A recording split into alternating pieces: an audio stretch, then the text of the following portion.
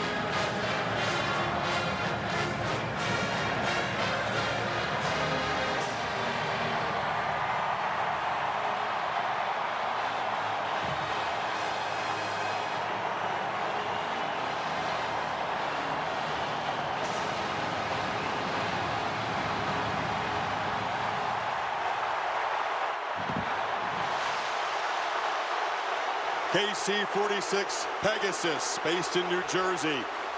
Electric atmosphere as the Dogs try to protect a 33-game home winning streak. Welcome to the Papa John's Kickoff.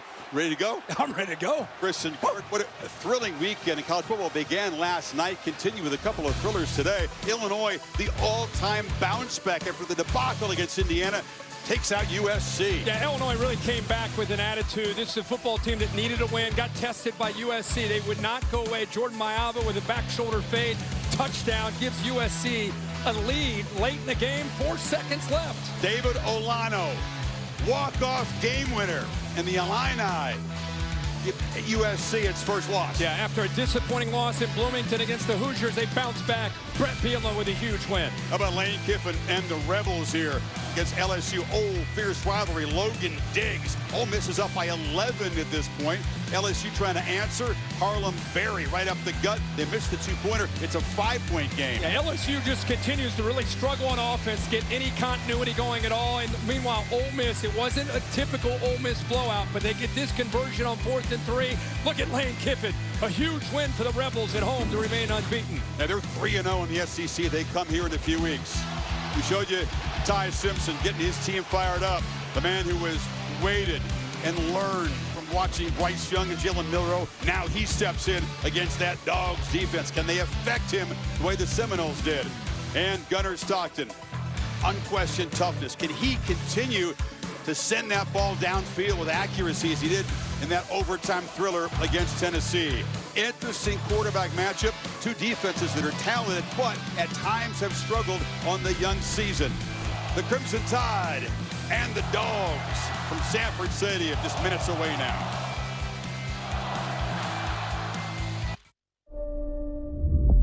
Gotta have it right now. And they take a downfield shot. And the catch is made. Still spinning free. Don't look for love here. Don't look for mercy. All you'll find is a burning hate for one another, kept alive by a fire of pride, legacy, and disdain. The Crimson Tide will not be denied. You see, in this rivalry, passion has its colors. The deep Alabama crimson and that bold Bulldog red. And when they clash, fury itself turns the night red.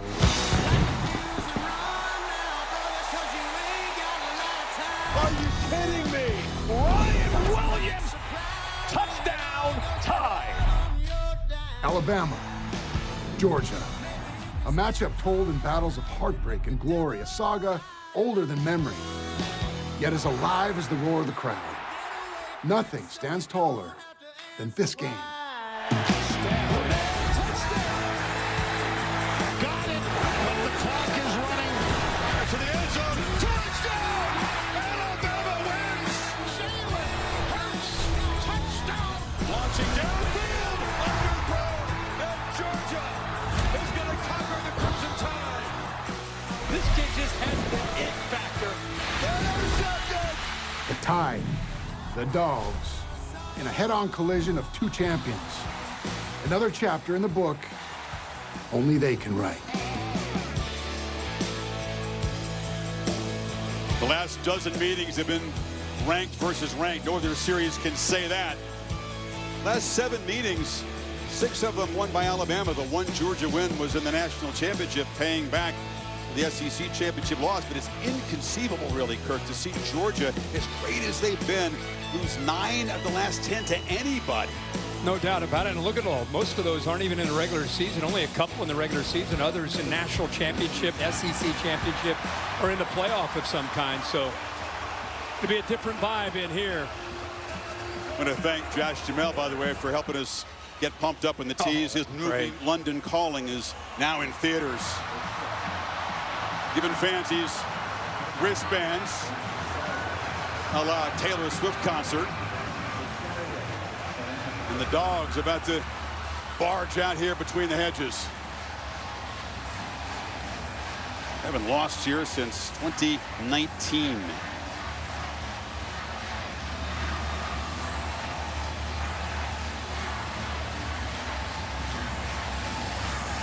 Can they feed up this energy, Kirk? Kirby Smart knows his team can fight. He wants a quicker start from his defense this time. Now, they typically do when they're here at home. Ride that momentum. It starts once they come out of this locker room. This place will welcome them, and then it is game on.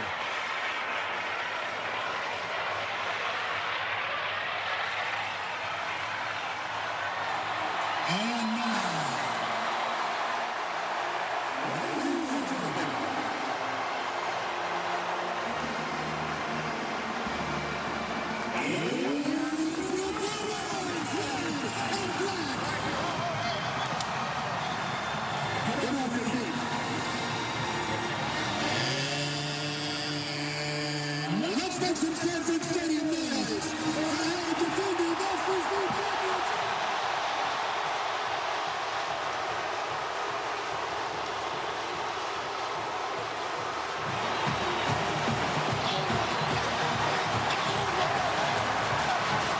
In Kirby's words, this is another defining moment for his football team. That seems to be every week in the SEC, though. That entrance, well, that's just college football, isn't it? This scene Georgia runs out, and now here are the villains as far as Georgia's concerned. A motivated and focused Alabama Crimson Tide team. Got to handle a hostile environment better than they did with an opening loss to Florida State. Last year's game, an all-time classic. The Tide, of course, at home. Georgia had hardly allowed a point the first 3 games. Alabama scored 30 in the first half, but Carson Beck brought the Dogs back.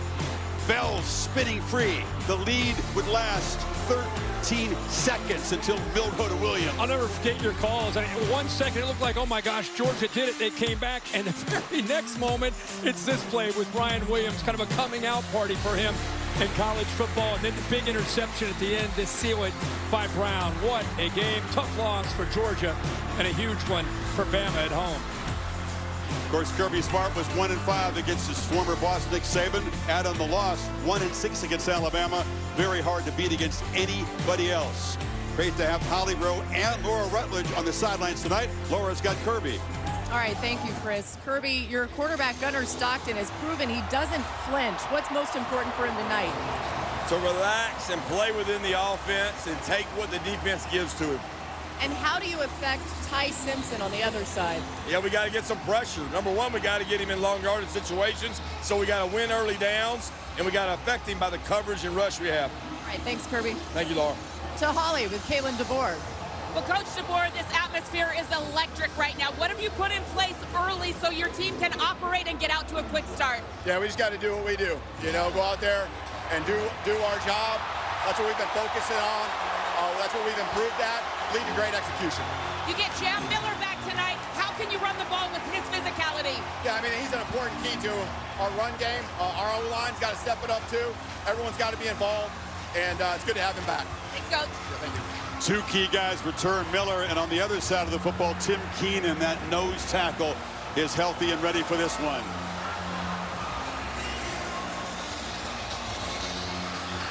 DeBoer won the toss and deferred. So we'll see the Georgia offense and Gunnar Stockton momentarily. Simpson will have to wait to step into this cauldron of noise. Buckle up, folks. Always the potential to have something really, really special. Connor Talty to boot it away. Zachariah Branch, the electric transfer from USC, is deep for the Dogs.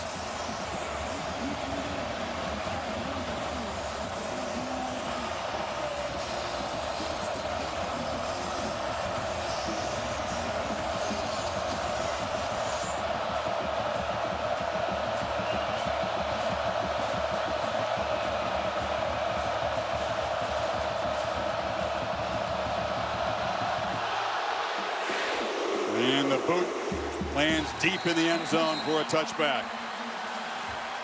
Here comes Gunnar Stockton. Of course, waited his turn. We showed his toughness was evident. Comes into the SEC championship game. Tough first start against Notre Dame and surviving the test against Tennessee. That's the stats. Responsible for 3 touchdowns. Obviously, his running could be key again tonight. A big thing Alabama's concerned about is playmaking ability when things aren't there for him. But I think he's a different quarterback after that test in Knoxville. We'll see how that plays out. But look for a lot of 2 tight end sets with Mike Bopo's offense. A lot of quick throws to set up the vertical shots. Nate Frazier is the back, and he runs ahead for a couple of yards. Impact player is when Georgia has the football tonight. Well, they want to be stubborn. They told us about their run game. They're going to go a little tempo. When they go quick throws, look for 1. Zachariah Branch. On the other side, you mentioned Keenan back in the middle. And Justin Jefferson, when they go to the quick perimeter throws, 10. And White will have to make a lot of tackles sideline to sideline. Shifting around here pre-snap. Stockton must be decisive with his checks tonight. Sideline route incomplete. He tried to find Colby Young. Talked about Mike Bobo calling the plays for Georgia, his 3rd different stint as an assistant. And down on the field, Kane Womack, the DC for Alabama. And Kane Womack, I want to see what he comes up with here on this 3rd down. They don't have necessarily an abundance of elite pass rushers. They've got to be creative with coming up with ways to affect the quarterback, especially on 3rd down. They need 8. Cash Jones is the back. Stockton across the middle, batted in the air and incomplete. Coming across and getting a hand on the football was Deontay Lawson, and the Tide get a quick 3 and out.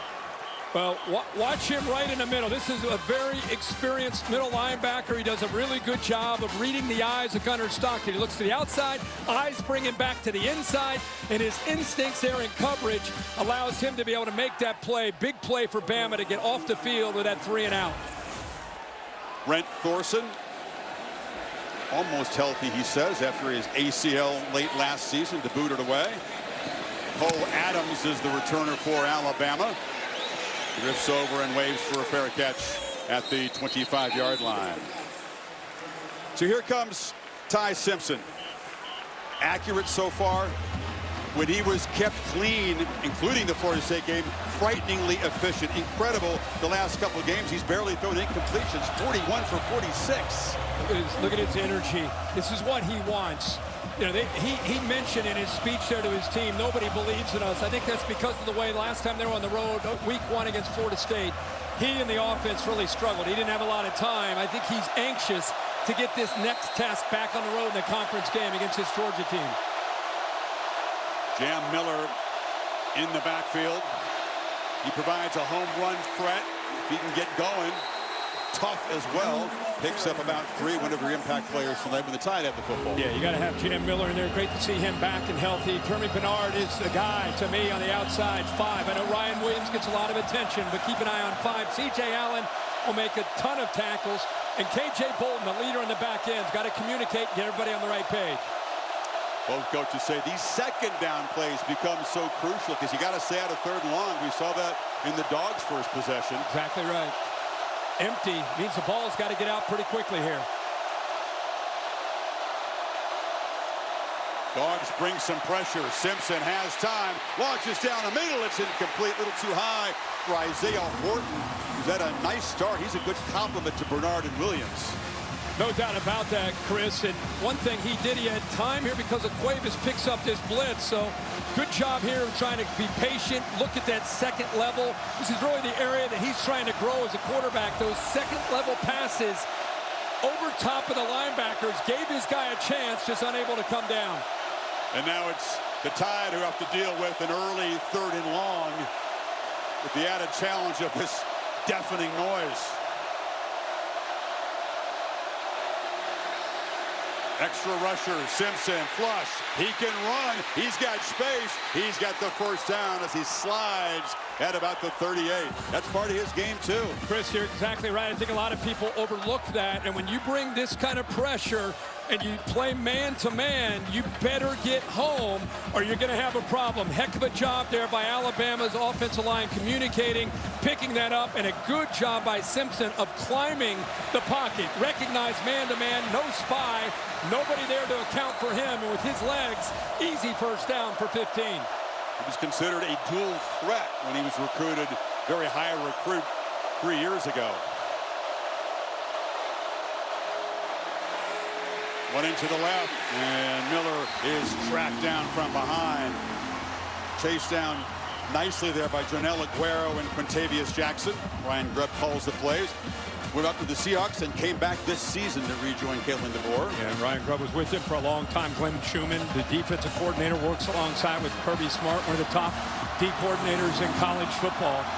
As you'd expect, elite coordinators on both sides tonight. Yep. 3 fresh defensive linemen in for Georgia on this 2nd and 10.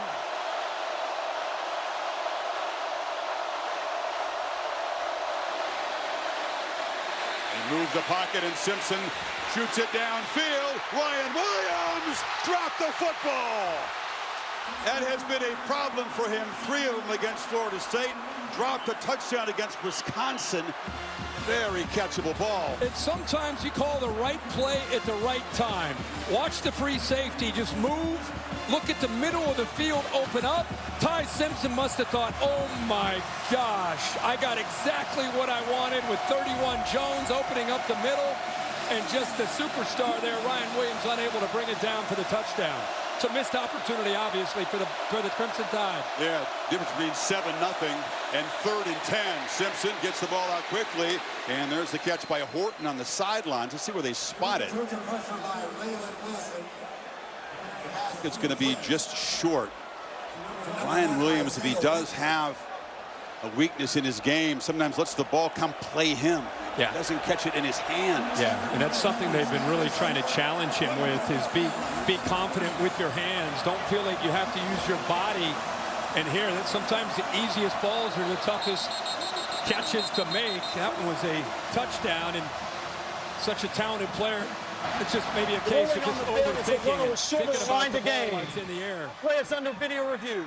Kyle Olsen in charge of the SEC crew. They're going to check the spot and see if the first down was in fact made. DeBoer had the offense out there to go for it in his side of the field on 4th and 1. Yeah, and I love that they came right back and made a heck of a throw there to Horton. The ball looks, I mean, it looks, but that angle, it's made. Here's a good look at it right here. There's a really good look. Ball's in his hands. Progressive pylon cam shows you that in fact, Bill, that looks like a first down. It'll be reversed to a first down. He's got full control of the ball. Then he gets pulled back behind the line. Forward progress. One thing I would say is, after a guy like Ryan Williams in this kind of element makes a drop like that early, because you worry about the head, the mind of a great player overthinking and thinking, I'd go right back to him. I try to hit him with a hitch, get him something to be able to get that confidence back. They're going to need him at some point, obviously, throughout this game. The ruling on the field has been overturned. It is a first down. The 48-yard line. Of course, he was 17 a year ago, 18 years old. He has a very big life. He's got a big salary. He's got a big house. He's got a big family that lives with him. There's a lot going on in his life. They gave him some hard coaching recently, saying get back to the basics, the fundamentals, and hang around the building and just work on your game. That's frankly, it's a surprising start, because he bounced back beautifully against Wisconsin. Yeah. This game had a couple of touchdowns on long plays. Like I said, if I were them, I'd get him a way to get the football into his hands again quickly.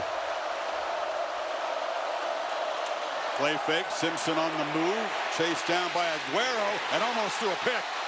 K.J. Bolden, the safety, was tracking back, and that was right in his hands. Boy, another opportunity here, and it's a missed opportunity. Bolton is the leader now on that back end, and really does a good job of focusing in and just being a guy that you can count on. He's in great position, sinks with that crosser, drops back, and just doesn't secure the football for the interception. You're talking about one of the elite safeties in the country. That time he got the right hand up, unable to get the left hand for some reason, just not able to come up with a pick. Had a pick late against Tennessee, but got beaten deep early in that football game. 2nd and 10. Kevin Riley takes his turn to the backfield. And the redshirt freshman from right there in Tuscaloosa spins for a gain to make it 3rd and about 6 here now. Talking a lot, obviously, going to go quick, but a lot about the skill. But I think the key to the game tonight for Alabama is how the 5 up front, how do they communicate with this crowd noise and the multiple looks that they're going to get from Georgia. They're going to move around, especially on situations like this, try to confuse them, and how they communicate up there. Big Parker Brailsfield's got to make sure the center, they're on the same page. Williams is back in the game now, split far to the right. Play clock at 6. Got to hurry here. BAMA just got it snapped. Simpson lets it rip. Catch made. Horton, first down inside the 25. Kyron Jones forced him out. They pick up 24. I really think there was so much movement there with Georgia. I think they were confused. You got to reroute with a safety over top. The corner's got to jam, at least get some hands on that receiver. Isaiah Horton makes it so easy to just kind of sit in that hole behind the corner in front of the safety. If he gets his hands on him, it can disrupt the timing, but a quick free release makes that an easy executed play there on 3rd down for Alabama. And the three-headed monster makes him really hard to stop. He's a big body. Horton, 6'4", transfer from Miami. Initially comes from Nashville, plays the Roma Dunze spot. You want to go back to DeBoer's offense in Washington. Tide on the move. We'll take a timeout here.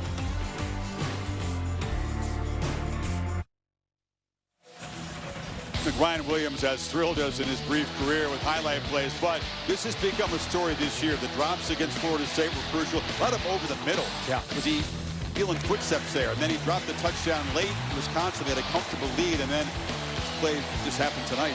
Yeah, the only thing you can say is obviously more than capable of making all those catches. You just wonder in this new era that we're in with NIL and the expectations that come along with that, that sometimes these guys overthink and put so much pressure on themselves. 10th play of the Tide's opening drive here, first down.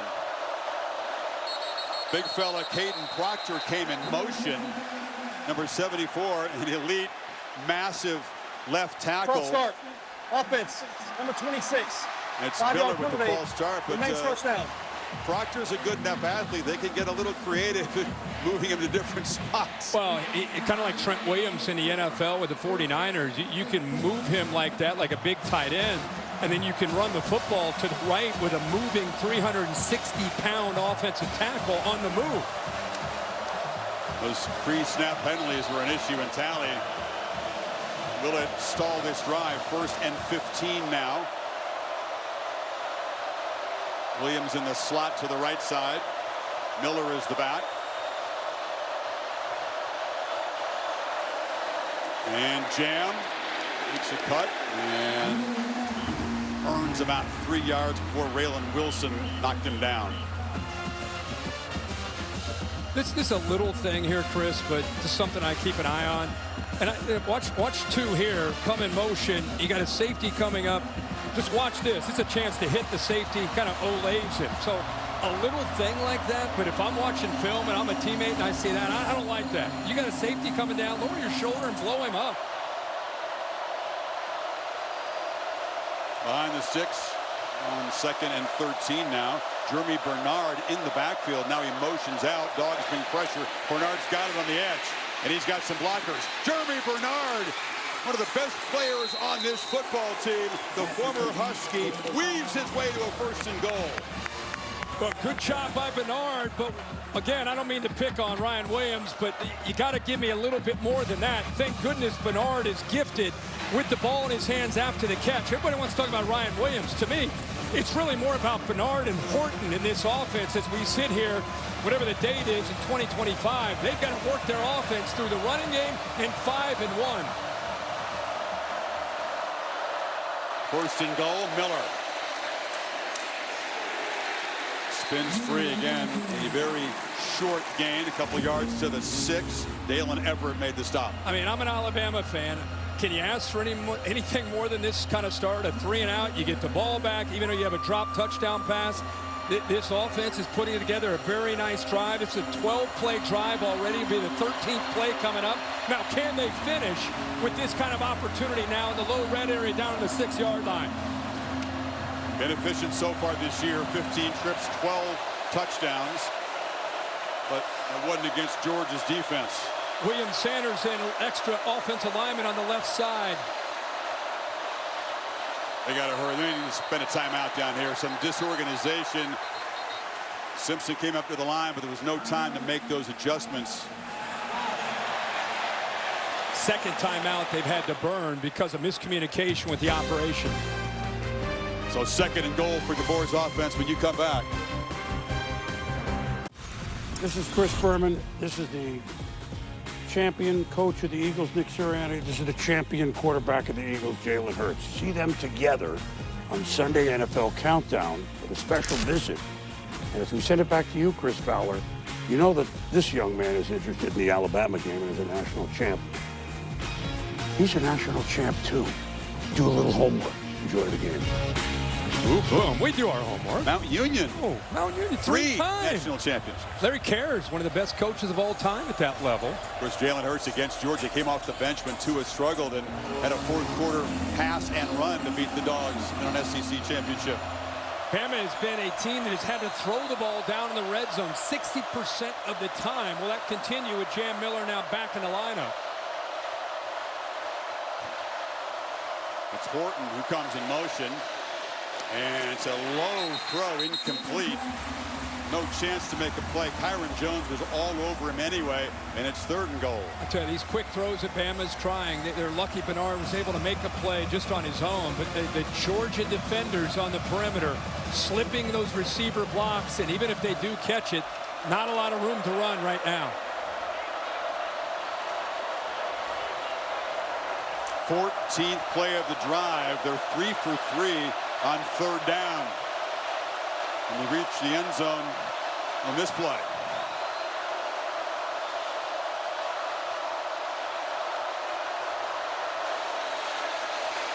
Zipped across the touchdown. There's Bernard out of the slot.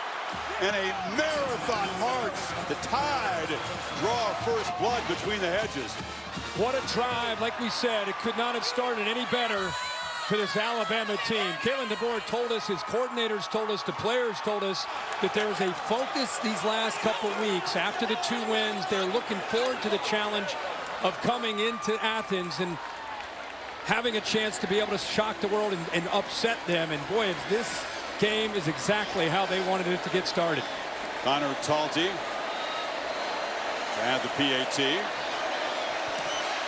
And Georgia's defense, Kirk, another slow start. Of course, we showed you what happened last year. Who can forget that? Slow start against Tennessee, and now they are down a touchdown at home. Here's the AT&T connected clicker, and here's Bernard, who he's lined up initially, trips into the boundary, and when you motion, now you're going to create a matchup. He's got Ellis Robinson, who's following him right here. Look at him create space by going out there. Now you got inside movement here. Here's man-to-man right here on the tight end. That clears, and now you got the open space right there for the touchdown. Good job of timing that up. Good job of waiting to just the right time for that tight end to clear with K.J. Bolton. And that's an easy inside release. Look at his eyes, right on it. What a drive by the quarterback and by this offense on that 14-play drive. Yeah, it's a tough assignment for Ellis Robinson, man-to-man against Bernard, who can do it all. See, line up in the backfield. He's run for a touchdown this year. When they tell us he's probably the best football player on our team, that's all you need to know. That was Ryan Grubb, but he made it slightly biased. I talked to Kalen about it as well. I mean, it's one of those guys, he can play safety, he does this, he blocks, he's got great ball skills. They did say with a week's practice he could go play on defense. Yes, says it all. Zachariah Branch from the 4, and he's tripped up. The Tide fly down the field. That's a nice play to get there very, very early by Latsir Brooks, the wide receiver. To Kevin Nagandi in the studio. Hey, Kevin. Chris, good evening. Time now for our Chick-fil-A moves on the field. Tennessee in overtime in Starkville. Boog, and here comes Deshaun Bishop. Kev, I love it. Double ISO from a shotgun. Tennessee getting physical in Starkville and quieting the cowbells. All right, 4th and goal here, Dan. Blake Sheppy has the chance. It's a great job coverage-wise by Tennessee's defense, playing top down and driving on the throw. Volunteers survive. Shapen incomplete. Back to you, Chris. All right, Kevin, Stockton on the move on 1st down. Zipped it to Young on the sideline. That's the SEC, man. You lose a heartbreaker at home in overtime. You come back and you survive on the road. Yeah, the ball. Survive in advance. You got a penalty on the other side of the field. An eligible receiver downfield. Offense, number 55. 5-yard penalty. Remains 1st down. Little shuffled up front again. That penalty is on Bo Hughley, who's stepping in. Ernest Green, right tackle, out of this game. Yeah, that's a backup right tackle, 55. You see him as, you know, the action goes back to with Branch the other way. You can see the right tackle just close to the line of scrimmage and then just continues down about 3-4 yards downfield.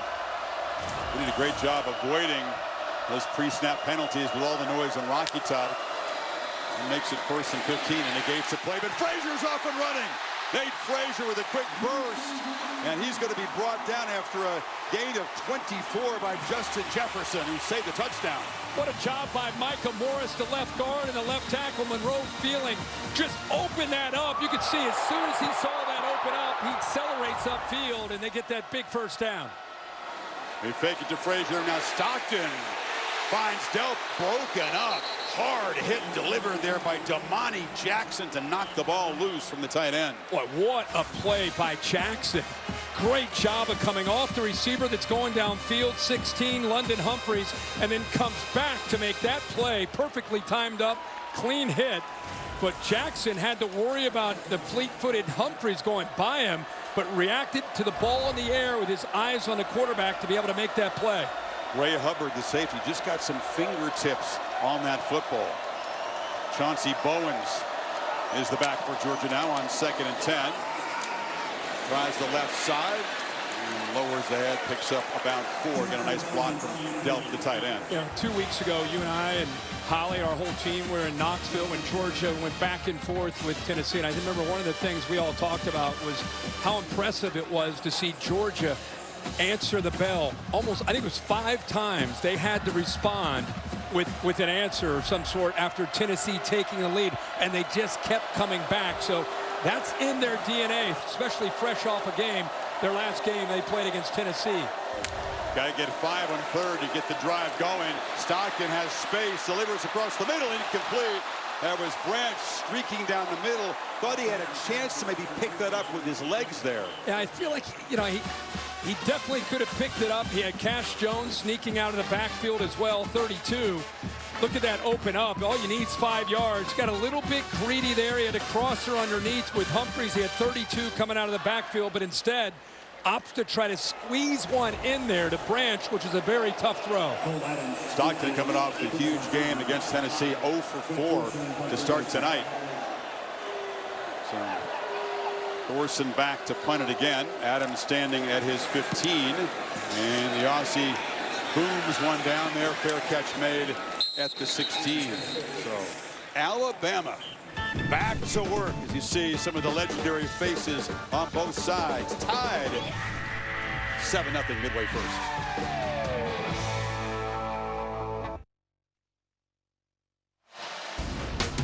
All right, Kirk, who's bringing the heat? Brought to you by Sonic in that opening Alabama possession. Ty Simpson was bringing the heat, and that Alabama offense was bringing the heat on this 14-play drive. 3rd and 7 early. Man coverage takes off, takes a big hit, makes a great throw to Isaiah Horton for another first down. Just a heck of a individual effort here by Bernard on another 3rd down to be able to pick up another first and then 3rd down and goal. Gets the man coverage look. Bernard once again. They went 4 for 4 on 3rd down on that opening drive. Wayne Williams not in the game in this first down play. Miller, he's got a protective pad across his collarbone there. Is an interesting, unusual type of collarbone injury. Holly, he's padded up tonight.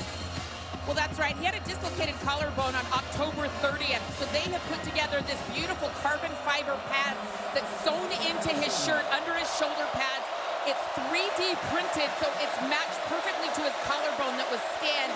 He's got a lot of protection, and he told me he feels very comfortable out there wearing that, and he is protected.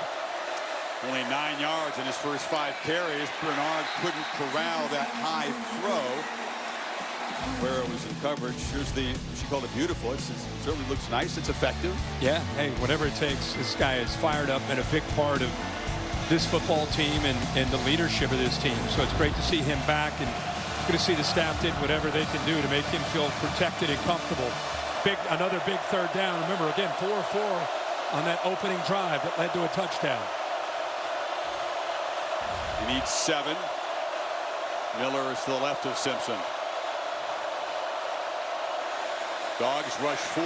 Simpson steps up, fires across the middle. Catch is made. That's Josh Cuevas, the big tight end, making 5 for 5 on 3rd. Well, I'm going to brag about the quarterback, but I keep going back to this. Give the quarterback a chance to be able to step up. Heck of a job with the interior. The 2 guards in the center gave him that chance. We could talk about Ty Simpson. And by the way, good job. That's what you work on in a drill. It's very easy to slip that ball out of your hand with the big fella trying to knock it away, but he does a nice job of holding on to it, stepping up with the lineman helping, and they convert again on 3rd down. Bernard looking to throw the football. He can do a bit of everything, but he's going to run out of time and get dropped for a loss by Chris Cole. That's good discipline downfield, not fooled at all. Bernard kind of started to show it a little bit early. Maybe that allowed Glenn Schumann's defense to be able to get back there, but just nowhere to go with the football. In a perfect world, he just throws it away, but the guy's a receiver, right? He's trying to make a play, but a big loss. Yeah, you don't count on those receivers or running backs to throw it away. He took a 6-yard loss, though, so comes a very challenging series of downs. We're up going for the trickery on 1st and 10. Ryan Williams has been off the field since some of those mistakes. He's back now on the field here. Simpson flips it short. Miller out of the backfield. Or excuse me, that's Riley who collects it and gets back the loss plus a few yards. Laura?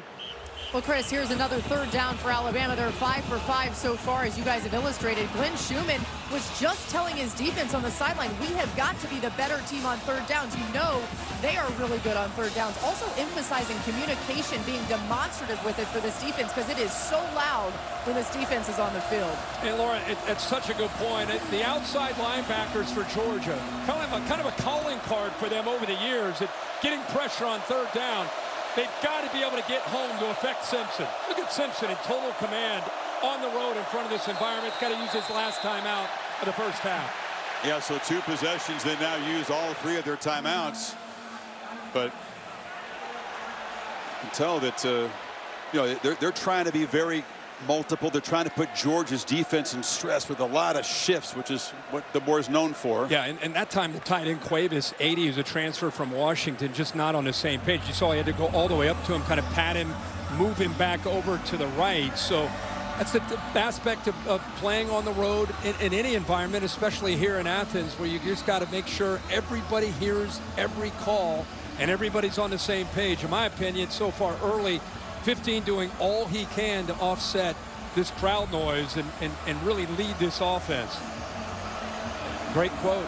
Yeah, he's grown up around ball. His dad, Jason, is a head coach at UT Martin, right? I think 20 years, I think. 20 years, yeah. The epitome of a coach's son. Can they convert again? Need 6.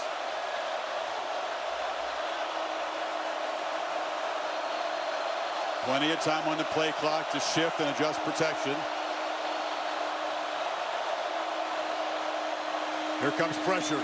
Simpson off the back foot, delivers a throw. Williams makes the catch. Doesn't quite, or does he have first down yardage? You're spotting at about the 43. Picked up 7. It's going to be enough for another conversion, Kirk. Yep, great job. Watch the center go to his right to pick up one linebacker. There's Jam Miller right there. That's part of what you missed with 26 being out. Ability to pick up that blitz. And now you get a chance for Ryan Williams to make a play. And good job of fighting for those extra couple yards to get the first down. That away, 2. Bernard lined up in the backfield here. Now motions out. Simpson again has time, and it's Bernard underneath. Catches it in traffic. Another thing that he does very well. Aguero makes the hit. Picked up 5. Just a little wrinkle by Ryan Grubb. We keep talking about the versatility of 5 Bernard, and you don't always have to line him up out in the perimeter. That time, just put him in the backfield. Another way to get the football into his hands.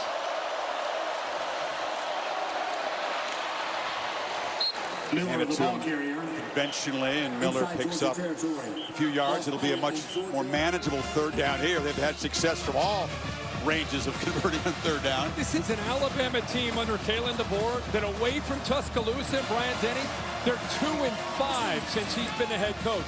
This looks like a team that is laser focused here early in this game. They've got 22 plays, Georgia only 7. And right now really controlling the flow of the football game. Empty backfield, 5 receivers on 3rd and 2.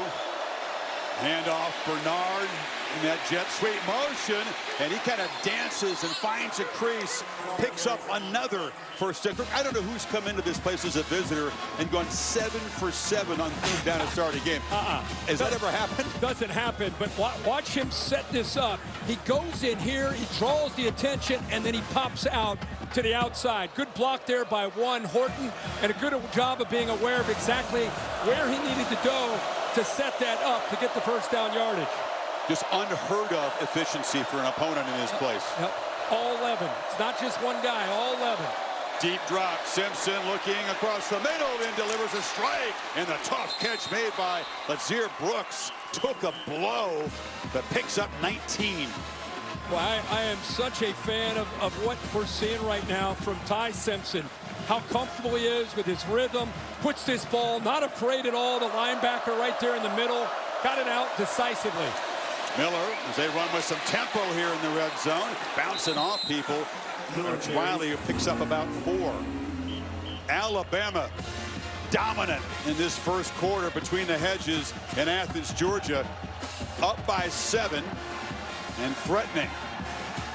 Impressive. This crowd is impressive. Surprised, to say the least. End of 1 in Athens. Back after this message and a word from your local ABC station. You're watching the SEC on ABC.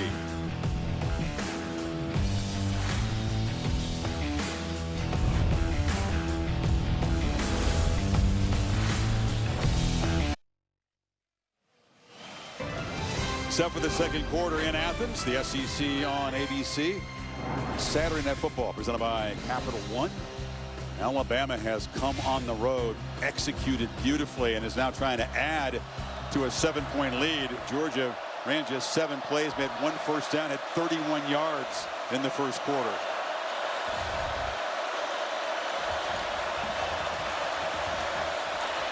Miller patiently makes his way, kind of waits for a crease to open up, falls forward. It's going to set up 3rd and short.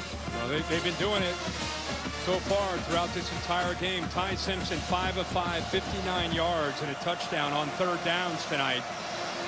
See if the line can give him time again. You're going to try to run for it. Miller, can he get the edge? He does, and he does get the first down.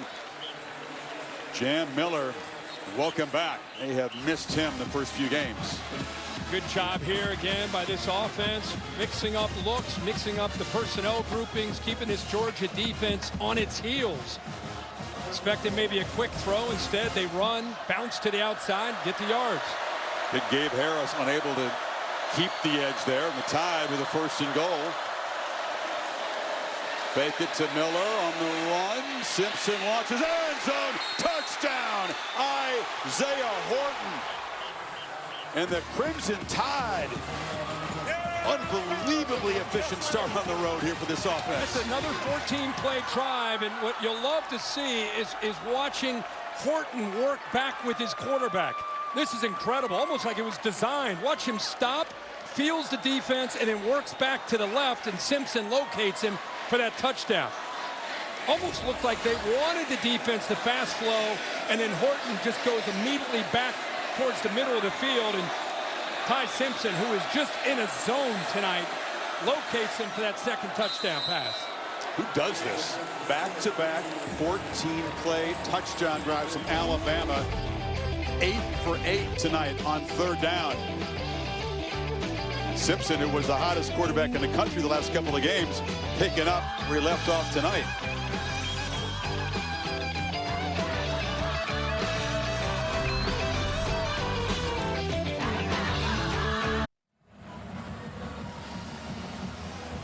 Remember that pep talk Ty Simpson gave his teammates about using the adversity, the hatred around them as fuel? Can't use it better than they have in the first 16 minutes of this game. 2 long touchdown drives, efficient, and Kirby Smart is down 14-0 at home for just the 2nd time ever. Here's the playbook brought to you by Modelo Kirk. When you start a game with back-to-back 14-play drives, you flatline a stadium on the road, and that's what they've done. This guy has been in a zone, in command, making checks before the ball is being snapped, making sure protection's on the same page, throwing accurate passes. Here's the latest touchdown pass to Horton. And then when you went to break, this is what was happening here. He's down here talking to the kickoff team. He's talking to the defense. This guy is locked in. And think about it, Chris, you bring up a great point. The whole world turned on them outside of that locker room after week 1. And this team is clearly rallied around Ty Simpson and each other. Stockton in Georgia, great pedigree, and coming from behind, though, they won't panic here.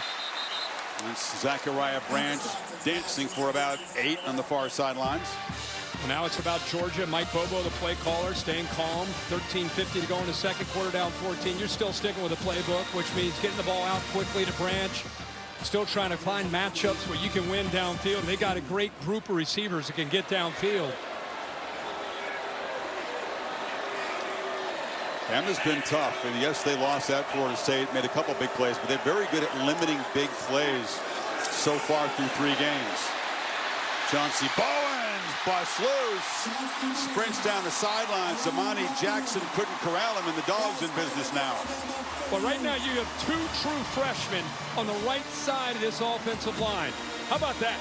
Two true freshmen going against Alabama. Look at the big fella, 73. Gaston does a nice job along with Delp, the big tight end. And this is a Georgia team that when they went to Tuscaloosa, if I remember, they were down 28 and fought back to take the lead. So they know what it takes to get back into any game. Yeah, their last game at Tennessee on the road, down 14. Stockton loops the throw. Wide open is Colby Young for a touchdown. How's that for an answer? Can't be surprised, can you? Right on cue. Alabama rolled the dice. They've been blitzing some safeties. When you do that, you don't have anybody back there to help out. It's one-on-one. And we just said how they have got guys who can go downfield. This is a slant and go. The eyes of Damani Jackson were in the backfield. No safety behind help. And an easy route by Colby Young and Gunnar Stockton to be able to make that throw for an easy touchdown. Peyton Woodring for the PAT. That was a tough two-play sequence for Jackson. Missed a tackle on the perimeter, then gets beaten deep. And Georgia, in a minute 13, takes it 75 yards in 3 plays. No surprise, the Dogs quickly respond. Lead cut in half here, early second quarter.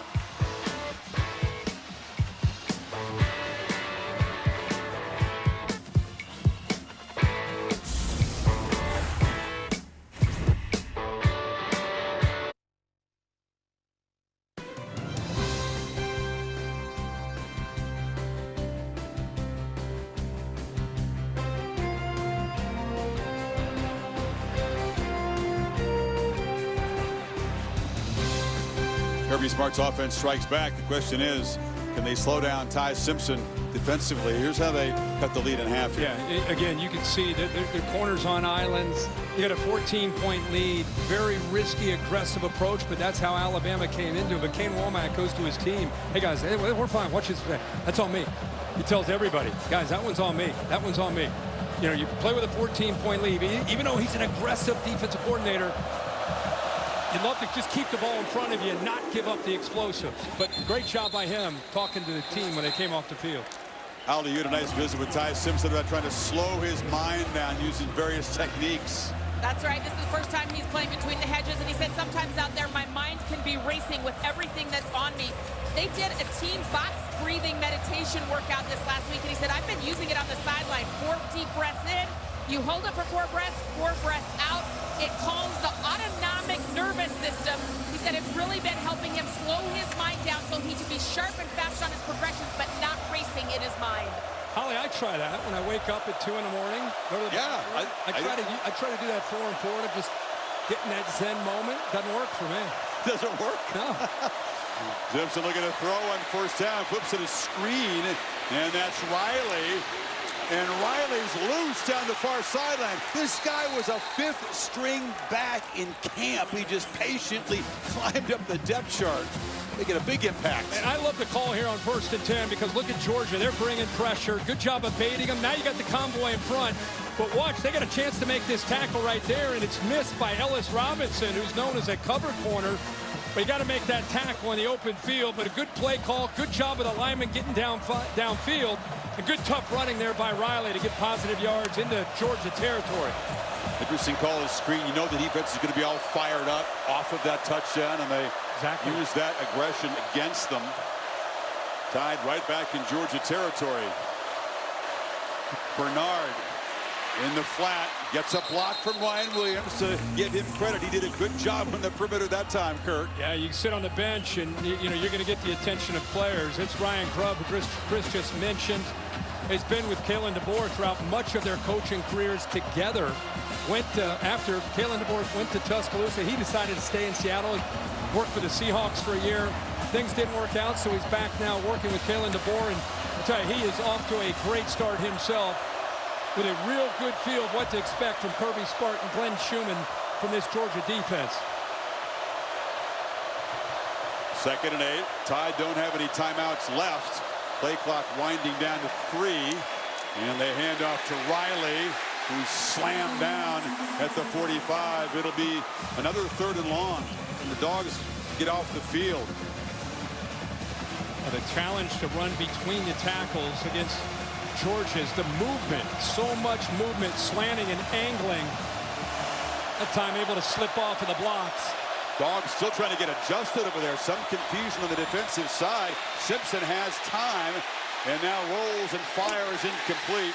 On the far sideline, delivered a bullet, but Rico Scott couldn't work his way, and they finally are unable to convert on 3rd down after going 8 for 8.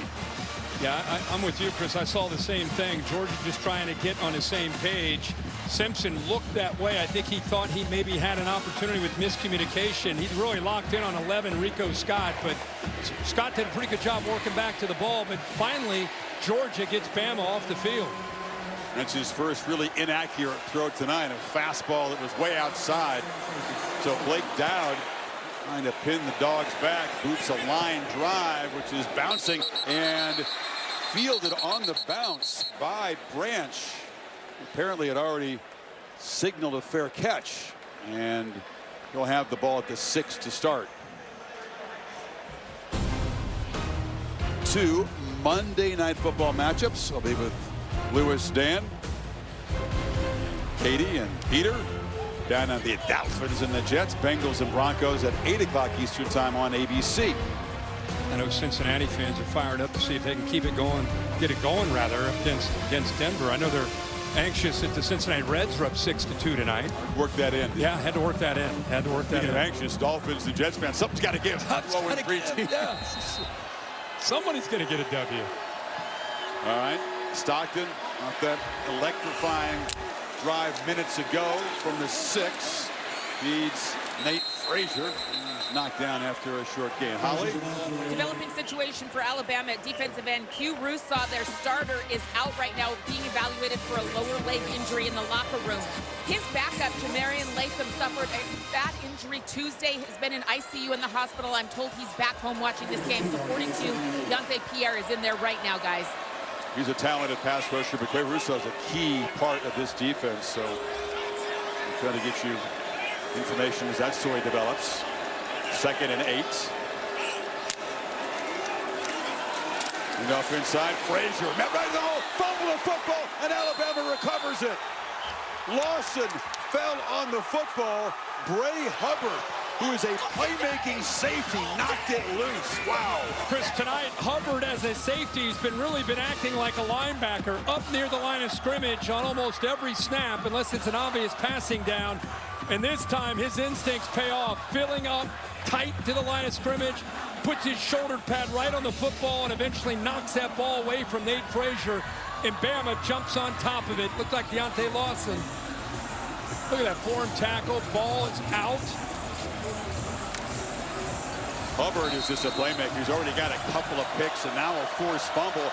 And Alabama set up the 11-yard line with the first takeaway tonight.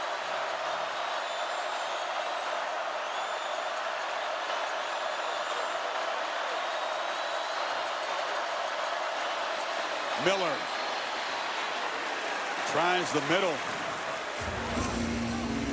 And Georgia claims momentum. The touchdown pass. Bama able to flip the field, pin him back. That's this right. is a big moment in the second quarter. That's called complementary football. Coaches talk about it. If you can't score, get your special teams unit out there and you pin your opponent as far back as you can. And you get a turnover. Now you got the short field. Can you capitalize?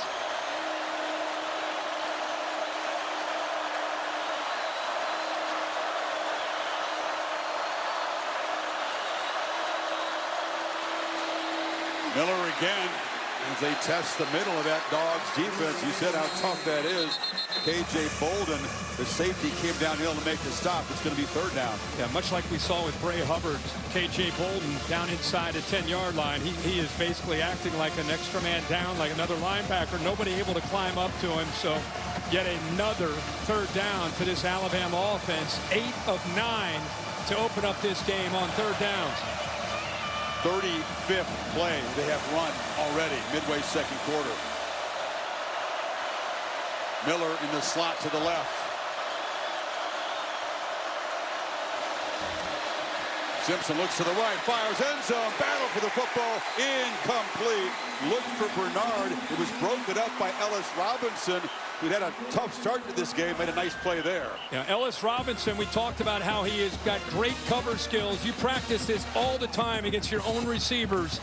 Get in phase, get into the face, and then get your head turned around and be able to get that arm timed up perfectly to knock it away. Doesn't get much better than what Robinson does on that back shoulder fade. They trust Bernard in those contested catches. He's got great strength. But Robinson makes the play, and now Connor Talty on for a chip shot. And the Tide convert the fumble recovery to 3 and stretch the lead to 10. Feature back in this offense, Nate Frazier. Do not expect him to make a mistake like this, but the Dogs defense stands up and keeps Bama out of the end zone.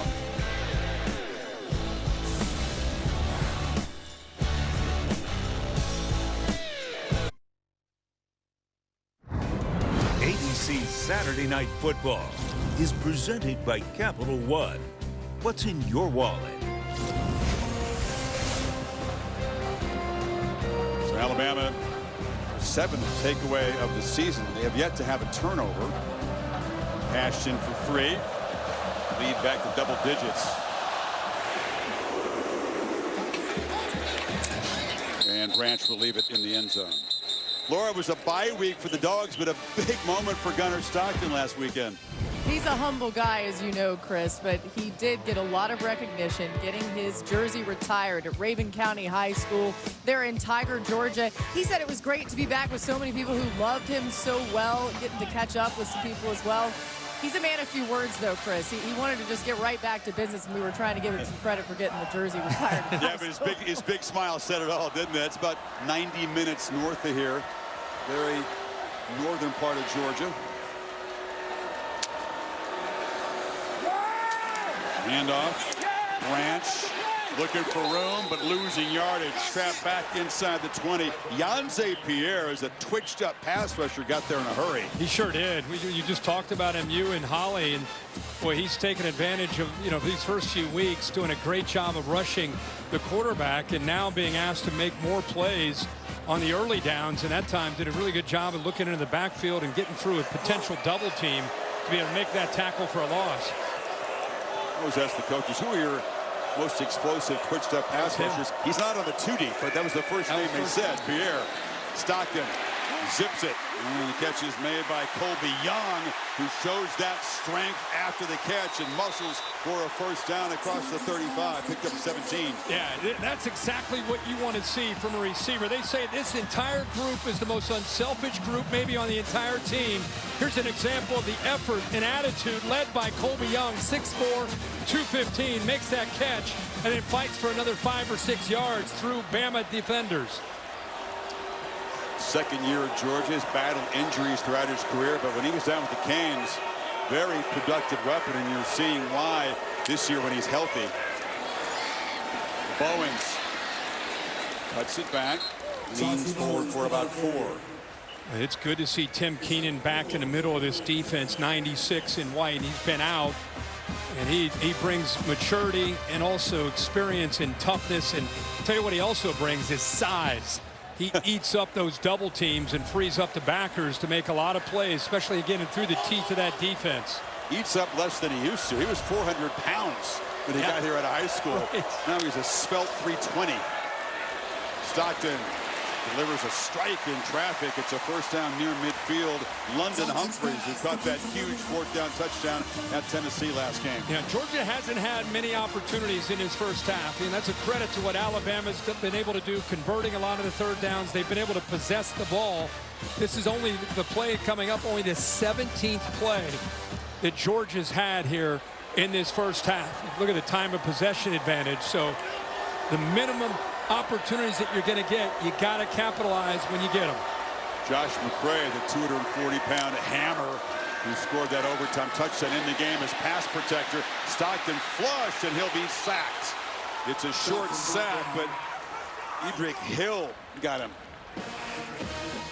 Well, this is, I think, the area that we talked about in Tennessee. It's a pretty good job of picking up the potential pass rush right here. And watch how he's got time. There's really no need to get out of there. He's got time, and that's the area I think you're going to see Gunnar Stockton, the more experience he gets. He's so used to relying on his legs to make a play. You got to trust it, go through your progressions, and get that ball out. And off inside, Bowens busts loose. Chauncey Bowens galloping down the sideline, knocked out inside the 10 by Jackson. Picked up 43. Chris, watch the two guards, 56, Morris right here, and watch 63, the freshman. They just pushed the entire Alabama defensive line, just flush them down, and that opened it up for Chauncey Bowens. Morris is a veteran, fifth-year senior, and 63, Dontrell Glover, a true freshman. Both do a great job of giving 33 a chance to hit that crease. Bowens, a big man that has that gear. First and goal, Dogs. Quick pitch to the edge. Catch made. Nice hands catch by Zachariah Branch, who spins down to the 5. It's an RPO, or if you get a chance and he's got a 2-on-2 matchup, they want to flip it out there because they trust Zachariah Branch to make a play. We saw that in the Tennessee game. It led to a touchdown. He can either hand it off, or if he's got the numbers, flip it out there. He decided to flip it out and got a few yards.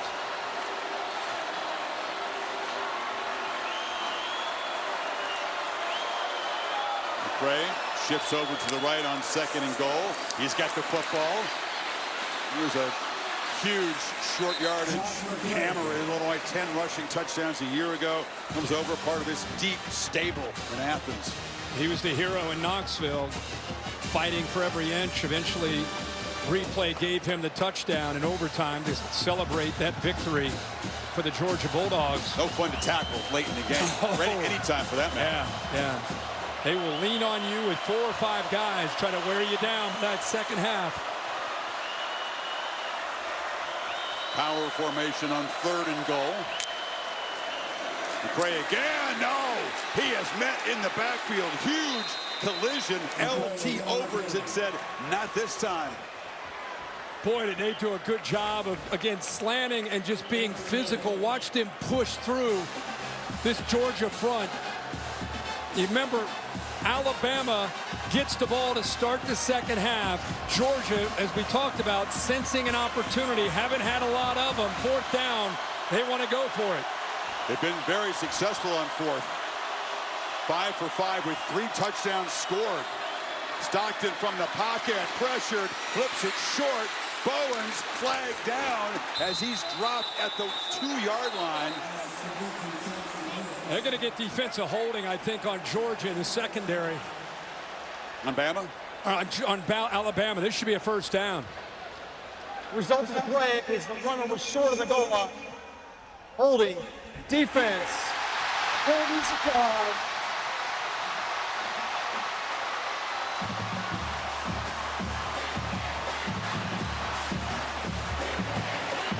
It automatic 1st down. It was on Xavier Brown, who is locked up one-on-one. That's confused. They did not decline the penalty. No, you're going to take it. Here he is, matched up one-on-one with Colby Young. Little inside, little stutter, grabs around his waist, and that's where the flag came in. So Georgia doesn't convert, but gets the big break for the 1st and goal. McCray's the back, 3 tight ends in the game, and Bowens is going to be stopped in the backfield. 2 backs in the game. It was Bowens who took the turn, and he's actually stopped behind the line. Boy, that's what you want to see from Alabama. That's called, penetration, shooting gaps. That play never had a chance with the penetration you had on that left side by Alabama. Not just the defensive line, but linebackers timing it up perfectly as well, shooting gaps. It's Micah Morris, the 5th-year senior left guard, already injury-depleted O-line for the Dogs. Athletic trainers looking at his left leg. Yeah, it looked like it overextended when he tried to pull to get out in front. It's just mayhem down there in the pit. It is. 300-pounders all over the place on both sides. Yeah, when he tried to pull out of it, he's a big man. Watch 56 up to the top left. See that? kind of gets stretched out there. But look at the white jerseys. Lawson, 0, the leader, ends up getting in there to make the play. Good to see him walking off. Right, kind of a hyperextension that planted. Yep. You said is important. Alabama getting the football to begin the second half after deferring the coin toss. So Kalen DeBoer's team protecting that 10-point lead. They already have a bunch of injury. You know, with Green out, you got Juan Gaston, a true freshman that's been playing some right tackle with Hughley, and now Morris goes out. Be interesting to see what they do with Glover and how they mix and match with the injuries they have. Glover, another true freshman who had to step in against Tennessee. Man, it's tough to be 1 year removed from high school and be out there playing that position in this conference. And by the way, Gaston 73 is 6'7", 360 as a true freshman, and Glover 6'3", 320. Both out there. Hughley back in the game. Kirk at right tackle after the loss. It's going to be second and goal from the 2.5-yard line. McCray and Bowens both in the game, as are 3 tight ends. Remember, Gunnar Stockton's legs, always a potential factor down in this area. The unusual 23 personnel for the Dogs here.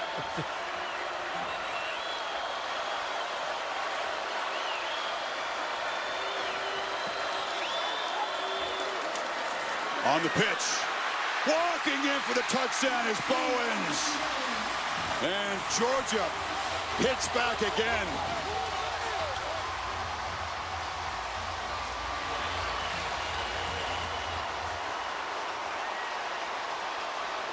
It doesn't matter what Georgia goes through. This is a team in 2025 that'll make adjustments, keep their poise, and never give up. They just keep fighting. That's what Kirby Smart prides himself on, and his team has shown that. They showed it in Knoxville. They've shown it tonight here at home to get back into this game. 75-yard drive, 11 plays, almost 6.5 minutes, and a 3-point game, 2 away before halftime. It's a big score, and you're going to see Delp, the tight end, work his way over, give him an extra body to be able to pick up a nice block there. Really, it's just once they get the seal block, you can see 7 also Lucky involved. They're just really walk into that corner for an easy touchdown. But again, a great response from Georgia after they gave up 3 after their own fumble, come right back and put 7 on the board. Who's got the hot hand? A number of guys do, but tonight it's Bowens who's averaging almost 14 yards on his 6 carries, already 82 yards rushing, had the big 43-yard sprint a few minutes ago. And that old toss sweep to the boundary. Georgia fans love to see that. A lot of great tailbacks over the years have scored touchdowns on that kind of play. I saw it firsthand with Garrison Hurst when we played Georgia in a bowl game. They just walked to the corner. Herschel Walker, Terrell Davis. I mean, the list goes on and on. Kickoff's going to sail way past the end line. So let's see, with 2:08 to go, knowing they're going to get the football to start the third quarter, knowing that Simpson's been hot, what do you do here, Coach? Well, you got no timeouts. You're going to play with some urgency probably once you pick up that first down. But this quarterback, let's face it, I mean, as far as first halves go, on the road in this environment, couldn't have gone any better for Ty Simpson. He's in total command. Let's see how he works here in this 2-minute drill. At the very least, try to get in the field goal range. Still have the 2-minute timeout. Williams in the slot to the right. Now he'll move out in between the tight end. Testing the middle again. And C.J. Allen wrestling Riley down, and that'll take us to the 2-minute timeout. So the Tide pick up 2 to get this possession going, and they threaten to add to this 3-point lead.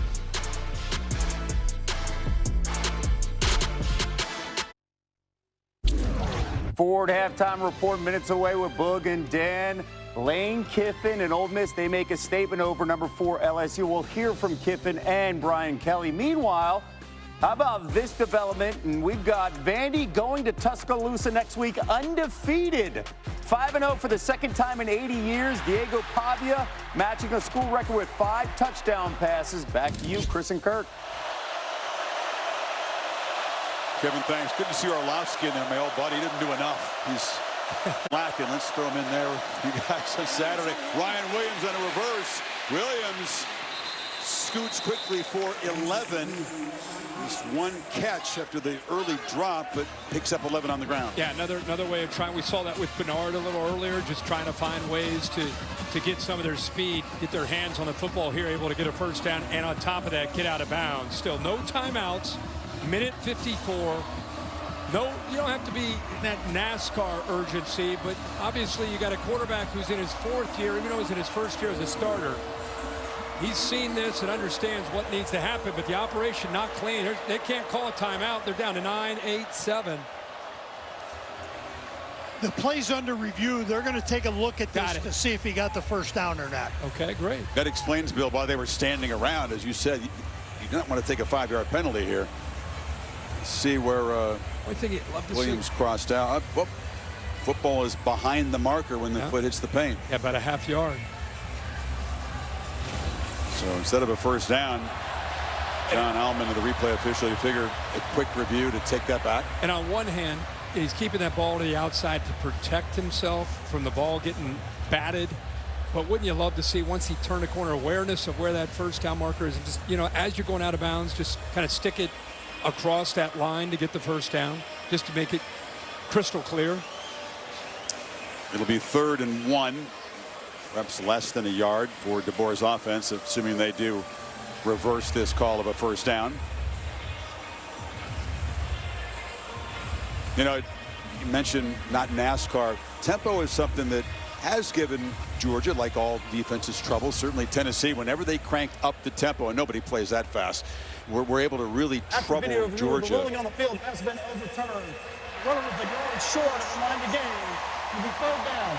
Ryan Grubb did say he would use it tactically tonight. This is where you want to use it tactically, but not that blazing tempo. But you got a quarterback that's in a zone, a quarterback that understands down and distance, not taking a sack, throw the ball away.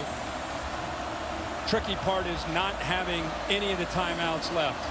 And Georgia has all 3, so if they do get the stop here, chance to tie or perhaps take the lead before halftime.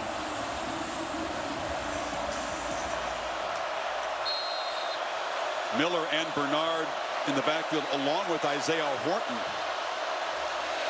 And on the perimeter, it's a trick play, and it works. Interesting 3rd and 1 as Bernard flips the pass to Horton. 2 guys who've scored touchdowns tonight combined to move the sticks. Well, first of all, you give a different wrinkle with the formation that you pointed out with Horton in the backfield. So you're hoping that maybe a linebacker doesn't pick him up. Then you flip it to a receiver who wanted to throw one earlier. This time he got his wish, and he got to be able to throw a pass for a first down. Clock moving.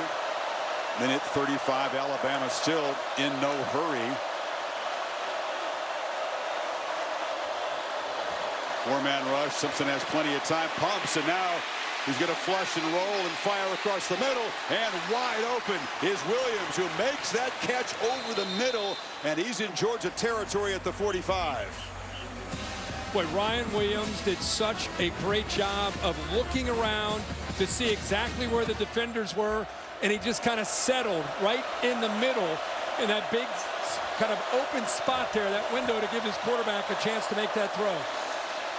Simpson with the rush honing in on him very quickly. Chris Cole making a beeline for the quarterback, affected the play. Chris, watch Ryan Williams right here to your right. Watch, he's running his route. Not a great route, but watch his head. He kind of looks around, and then he just settles right there. Gives him an easy target to be able to make that throw. And looks it into the hands without swiveling the head.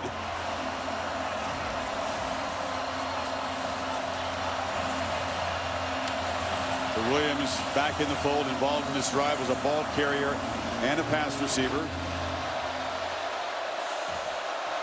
Alabama again has to be efficient without the timeout. The play clock down at 3. They just get it snapped. Simpson dumps it off in traffic. Brooks makes the play, and let's hear Brooks is still running. Poor tackling by the Dogs, and Brooks busts free down inside the 25. That was Dalen Everett who couldn't corral him. 21-yard gain. Ryan Grubb is pulling out all the stops here. I think he expected to be hit. Now he's loose. Missed tackle by Everett that you pointed out. That's really his specialty as a boundary corner. And I'll tell you what, they get the ball into the hands of Brooks. He is fun to watch as a true freshman. He went out of bounds, so Georgia able to kind of slow things down. And a lot of big bodies. Now they'll spend a timeout on defense here.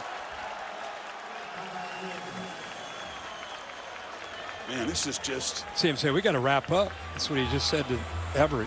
Just good stuff, Kirk. I mean, we talk about, putting these two teams on the field, and there are high expectations for drama and something that's potentially unforgettable. We saw that last year, and here they are again, trading blows back and forth, and now another opportunity for Bama to stretch the lead, and Georgia's got to step up on defense. Well, they have to, because Bama gets the ball again to start the second half, but I do think this is a game that it's just the way these brands are. It's going to be, it's like a heavyweight fight that these two are sitting in the middle of the ring, and they're just taking swings at each other. Neither one's going to back down. They know not just that pride's at stake, they know what's at stake, especially Bama after a loss to Florida State. They feel like this is a must-win kind of game for them. But Georgia does not want to give up a touchdown here. They've got 53 seconds. They got the ball at the 23-yard line. And their whole goal was to disrupt the rhythm of Ty Simpson, and they've not been able to do that very much at all in his first half. Conventional run game really hasn't worked well so far, but a lot of creativity from Grubb and a lot of playmakers involved, and a very hot point guard so far in Simpson. Miller is the back here. Simpson straight back against the four-man rush. Again, rolls, fires on the move. Flag down in the secondary as Bernard made the catch. Forced out of bounds inside the 20. We'll sort the flag out. It looked like it was a hold in the secondary. Defense, number 6. 10-yard penalty, automatic first down. Well, Dalen Everett. Everett missed a tackle, and now he ends up holding Ryan Williams, who was on a route ahead of where the ball went to Bernard, right to the right there. He just gets grabbed and locked up. Good catch by the official. Bad break for Georgia. Bama, forget the field goal. 46 seconds. They have moved the ball right down the field. You're right, Kirk. 62 yards in less than a minute and a half here without that timeout to work with. They're looking for that 2-for-1 score here and get the ball to start the second half.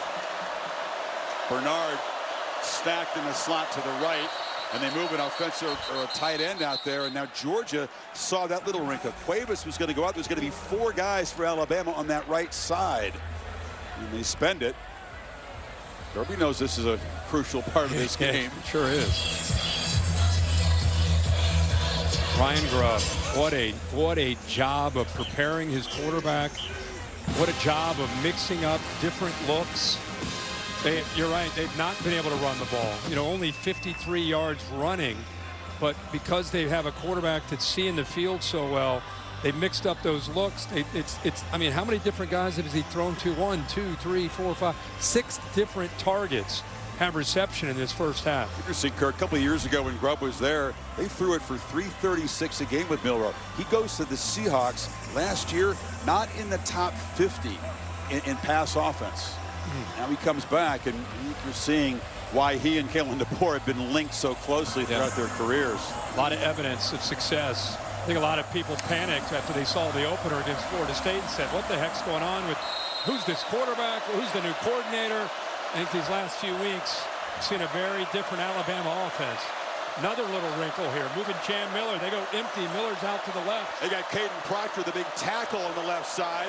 They're going to throw it to him. Big fella. Barreling downhill. Proctor muscling down near the pylon. Are you kidding me? Oh, I feel so bad for Kyron Jones, the poor safety, 31, that tried to come up and make a tackle. He just dove at his ankles. no chance to bring the big fella down. Watch 31 come up here, Chris. He sees 360 pounds. He just dives, misses. Look at the big fella, keeping a balance. How about that? You got backs and receivers blocking for the tackle in the role reversal. But right on cue with Ryan Grubb and the wrinkles and the different looks. First and goal without a timeout. Little urgency here to get up. Proctor's over here, Chris. Simpson on the move. He's going to keep it and score. Creative, efficient. And Simpson says, hush now. Alabama stretches the lead before halftime. Another 75-yard drive. It started with his pregame speech to his team. You can see the Georgia fans, they don't know what to think right now. But everybody better pay attention to Ty Simpson, quarterback at Alabama. This guy's not only a distributor. He may not be Jalen Milroe running around with that kind of speed. But I'll tell you what, if you don't account for him, he's going to make plays with his legs. No doubt. And add to the list of playmakers a 360-pound tackle, Caden Proctor. That was fun. Flag on the PAT. You practice stuff like that. They always work the gimmick plays. Is he dare going to call it against Georgia on the road? Yes, he is. I tell you who told me they're going to call it. Holly Rowe. She did. Pregame. She came over with her board and her notes, and she said, hey, just so you know, look out for 74. In practice, they're doing some stuff, throwing the ball. I said, okay, all right. Holly, by the way, is working WNBA playoffs. Took time out to go to practice down there, Holly. Leverage, defense, number 94. He's circling the back end of the opponent. That 15-yard penalty will be assessed on the kickoff. The kick is good. Holly, you told us about it. I don't know if we're going to show this replay, but I think all of America, there's Jones. Jones is like, what do I do? I'm just diving. I got no shot against 360 pounds. I don't know if he was a running back in Pee Wee. He's showing some pretty good instincts here as a big fella running with a football. And then here's the touchdown. Talked about, you got to worry about all these receivers, the different guys going in different directions. He's got an open man there in the back line, but instead goes the easy route and just gets to the corner for the touchdown. Appreciate your prep, Holly. Really do. Guys, yeah, it's so cool, too. What's really cool about Caden Proctor's touchdown right there, I was standing at practice with Kalen DeBoer, and he got this sheet from the strength and conditioning staff. Caden Proctor has been on a 9-week weight loss goal, and he achieved that goal on Wednesday. He's down to a svelte 359. They're rewarding the big fella with that nice touchdown run or touchdown catch there. So I thought that was a cool story, too. Yeah, great. Yeah, Holly, after 9 weeks, you got to reward him, right? That's great. Exactly. Yeah, he sets up the touchdown. It was a rough start for him, okay? He's a road grader as a run blocker. His pass pro was not good against Florida State. He gave up a lot of pressures in that game, and I had a point to prove. Worked hard on trying to clean up some of that stuff. I think he's got size 21 shoes. Those are big feet to get moving. Probably an E, too. Kick goes bouncing down there. Branch will be swarmed at the 12-yard line. Again, here's a reminder about this guy who wears the C in his jersey, but is a first-year starter. Simpson getting his guys ready to go to battle here in this hostile environment. It's us against the world. Everybody in here wants us to lose. Hey, I got something they don't know. I got something they don't know. I got the Crimson Tide on my back. Huh? I got the Crimson Tide on my side. Go do what we do today. Hey, let's dominate every aspect of football. You got me.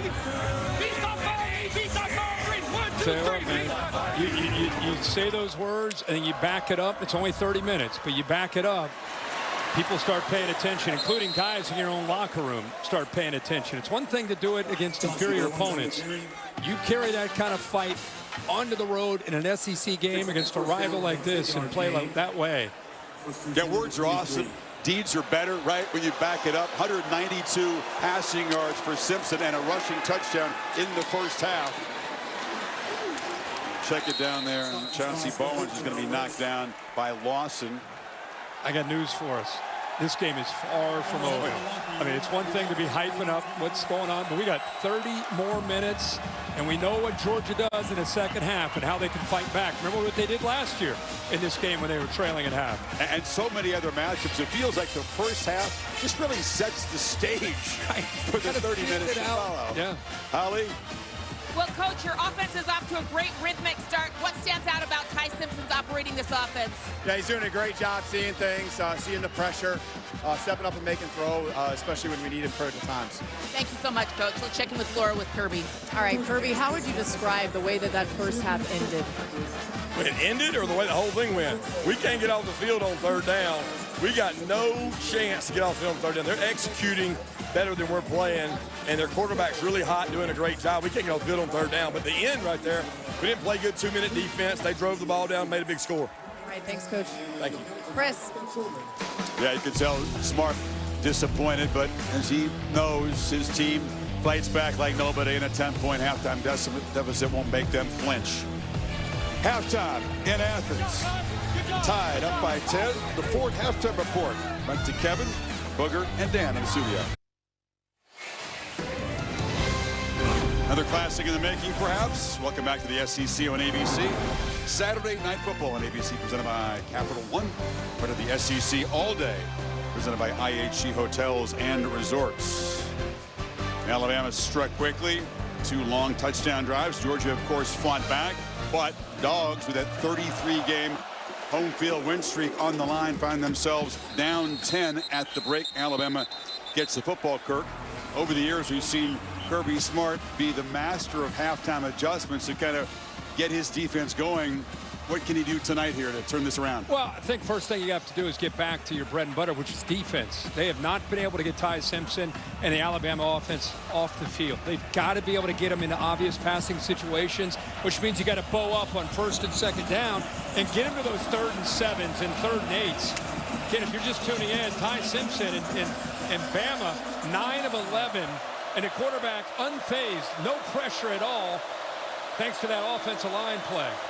Bama doing this without really a conventional running attack. They've fed the tailbacks, but it hasn't been big plays from those. They use him as a receiver, and Jam Miller accelerates around the edge. The backs as receivers have been effective tonight. It's almost like Ryan Grubb is just one step ahead of Kirby Smart and Glenn Schumann with his play calling and with the designs of the different looks that he's giving them. Seems like Ty Simpson always seems to have an answer. And they start the second half with his first play, getting Jam Miller out in the flat there all alone for a first down. It's the 7th different pass catcher now in this game, spreading it around.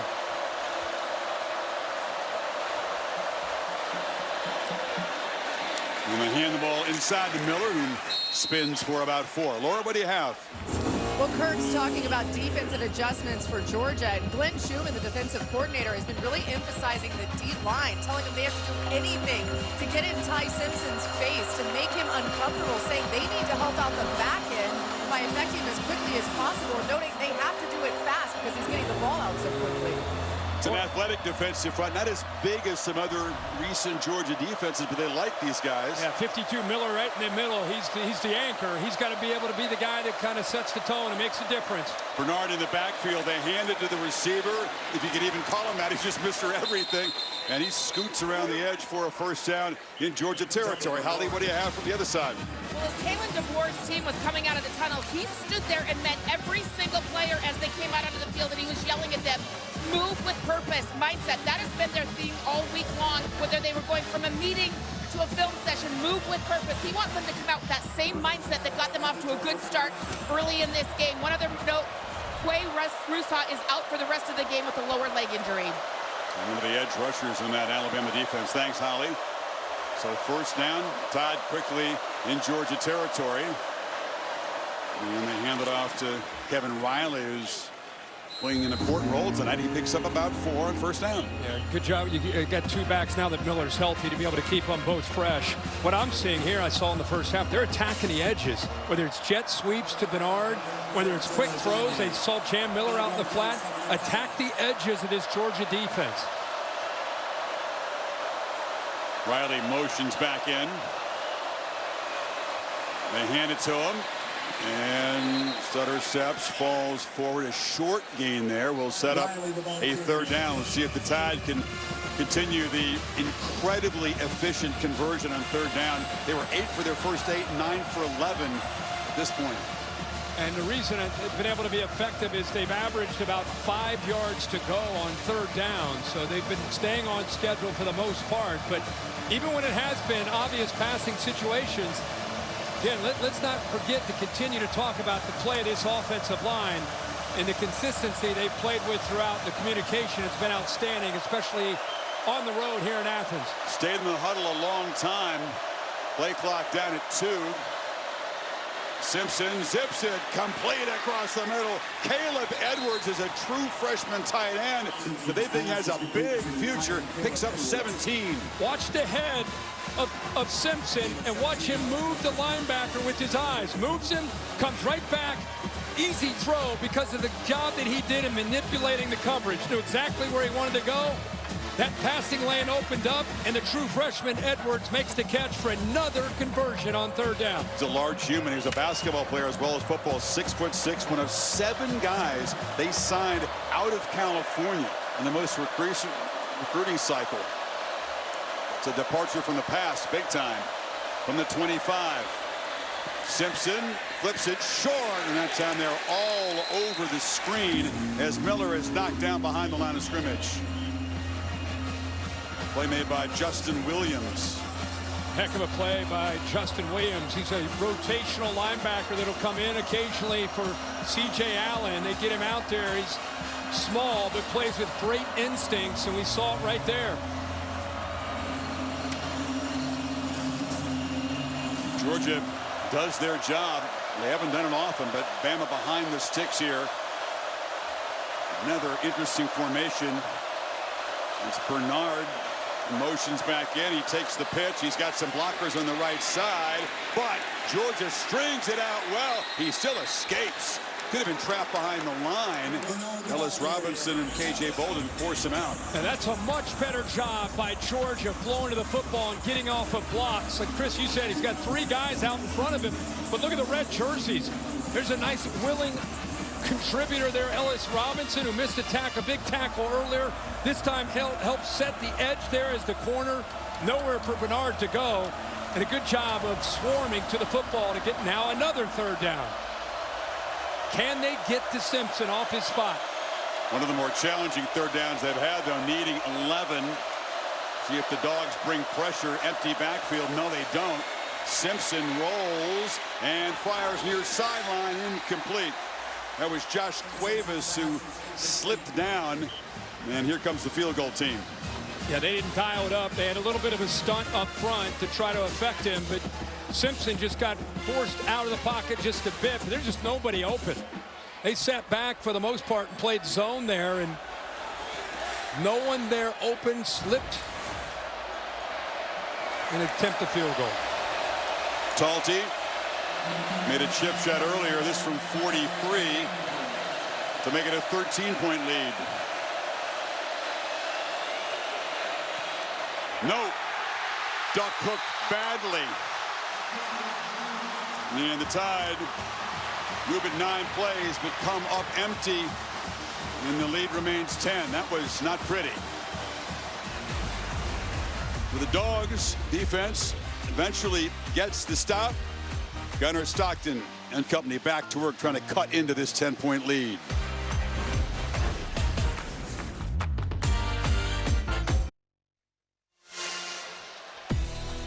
Coach Prime and the Buffaloes at home in Folsom Field, which has become a pretty electric atmosphere in these night games.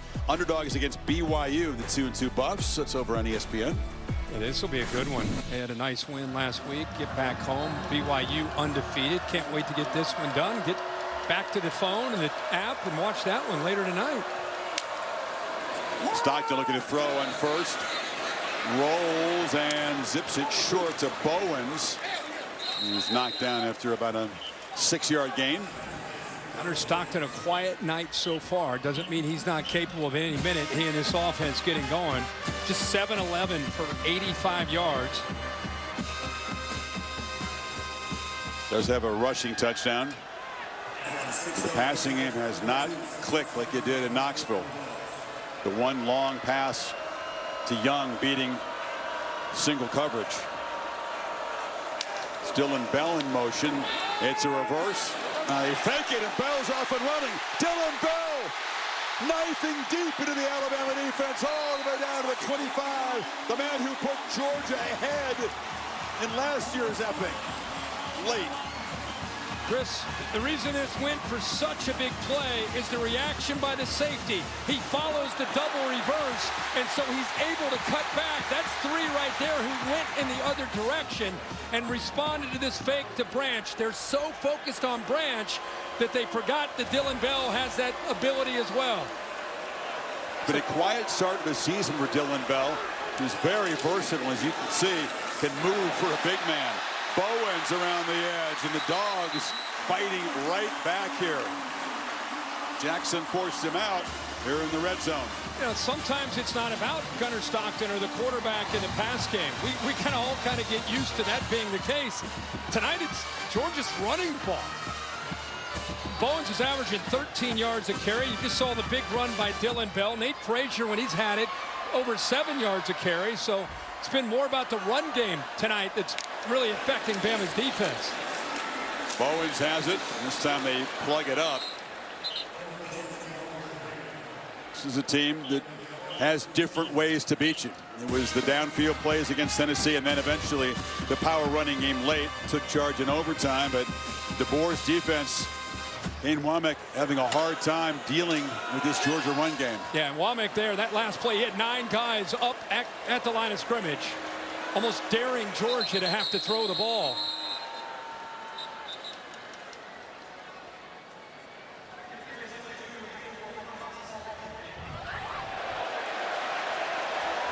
Bill Lamagnier down there. Couldn't hear what Kyle Olson was saying. I believe he said the play was under review. Got to be looking at a targeting call. Bowens was hit there. Coming in from the left was big LT Overton, key part of that defensive line. Looks like maybe the booth buzzed it down and initiated this review. Bill, what do you see there? They're looking to see, obviously, if he's got a crown of the helmet on the runner. And the crown of the helmet does come in initially. I think it's 23, James Smith, the other side. It looked like Overton, but then that next Alabama defender was 23. That did look like he lowered the crown. So that was James Smith. You think they're looking at, Bill, the second hit? Yeah, 23 on the hit. And Bill, just for the fans, when it comes to the crown, it doesn't matter where he hits the ball. Technically, head to your toes. You come in leading with the crown of the helmet, forcible contact. Because I think a lot of fans are seeing he hit him in the chest, and they just say, you know, how's that targeting? No, it's targeting regardless of where you got it. Here it is. Watch to the left here. As Smith comes in. And that's to protect that rule. We've talked about it for years. That's for all about the defender and protecting them. After video review, there was targeting by defense. Number 23. That's half the distance to the goal. First down. Number 23 is disqualified from the game. And of course, he'll miss the first half next week against Vanderbilt, who's, by the way, undefeated with Clark Lee, Diego Pavia. Meantime, that moves the football to the 5-yard line. Talked about Quay Russo. One of that front seven is already out of the game injured. He will not return, and now Smith is out. Edric Hill, defensive tackle, steps into that starting position. McCray is the back.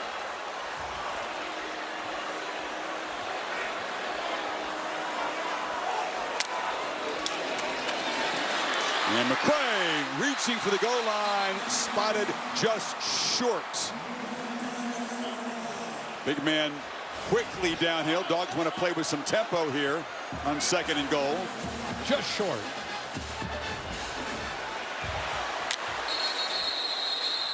And now They whistle. This is no play. Prior to the snap, replay initiated a review of the previous play. The ruling on the field was the runner was short of the goal line. Kirby can't believe it. I mean, they wanted to play with tempo and punch it in here. John Allman is replay official. This pretty clearly wasn't touchdown. He reaches, but the ball is just short by about, just an inch or two. But yeah, I'm with you. And replay's trying to do their job, trying to make sure, trying to give Georgia maybe an opportunity to get the touchdown. But he is short, and now you've got the stop in action. Bama can go over and get some water, talk about it, and takes away from Georgia going with that up-tempo to try to punch it in real quick. Get the naked eye just be good enough After sometimes. video review, the ruling on the field is upheld. Second down. The crowd booing, but Georgia is inches away here. Real opportunity for momentum swing here. The missed field goal by Alabama to start the half with the ball. So they missed their opportunity for points, and Gunnar Stockton and Georgia, they're moving it right down in a hurry and see if they finish this drive off. This stadium will come back to become a factor in this game. They've been away since Bama jumped out early, up 14 on them. You said it. It sure has been a hurry. It's been a ground-oriented drive at less than 3 minutes to move it 73 yards. McCray back in there. Got it again. And fight stretches, touchdown. McCray and the Dogs do slice into the lead.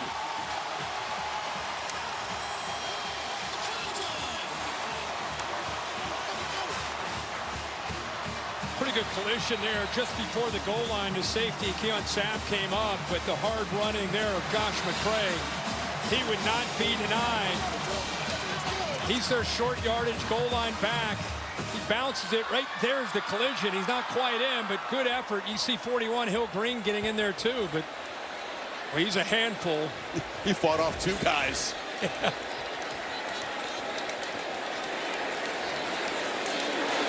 These teams both done a great job of responding. That was Georgia's turn. The lead is down to 3 midway third quarter.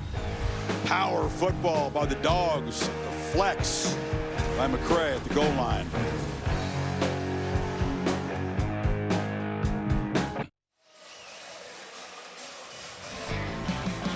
Midway third quarter here in Athens. Dr. Pepper transporting us to Fansville.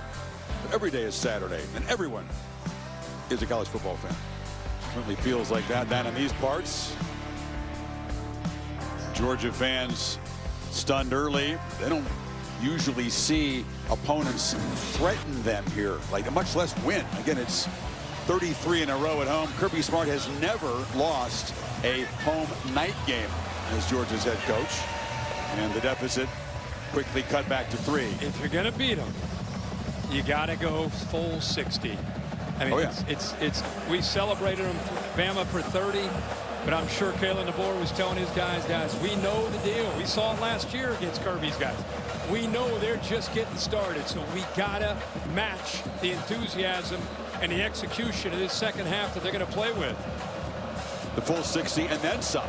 It's been overtime before in this series, and of course was last ball game against Tennessee.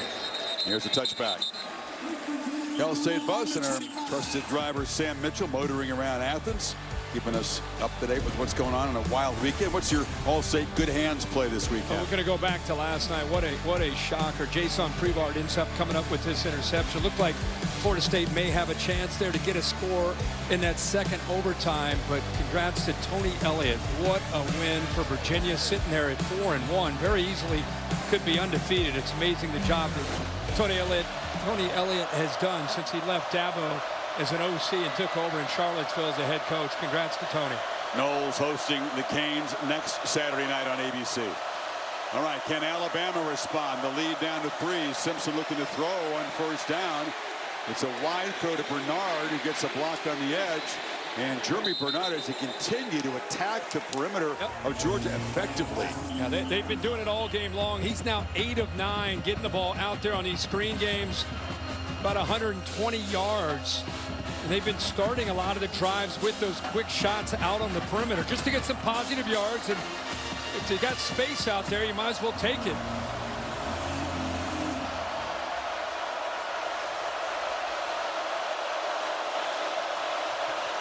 Riley in the game now on 2nd and 6. It's Bernard again coming across in motion. Riley's got it, and he'll be dragged down. Big tackle there. Quintavious Johnson just grabbed him and slammed him down for no gain. Yeah, but their flag came in right at the tackle, so I don't know if they're going to get a horse collar possibly, but they threw the flag right where he made that tackle. Personal foul, horse collar tackle, defense. Yeah, it's right there. Grabs a hold of the back of the jersey. That's textbook, isn't it? It's textbook, but I mean, I was with you because they've been waiting on Johnson to be a guy that's more disruptive, and he's in position, but he gets the right hand up and pulls down on the jersey. So what turned out could have been a huge play for Georgia. Now they get a new set of downs for the Crimson Tide. Penalties at this point have not been a huge factor, 3 for each team. But that gets the Tide up and running here at the 44. Yeah, that's a 3rd and 6. If he just makes the tackle, now it's 1st and 10.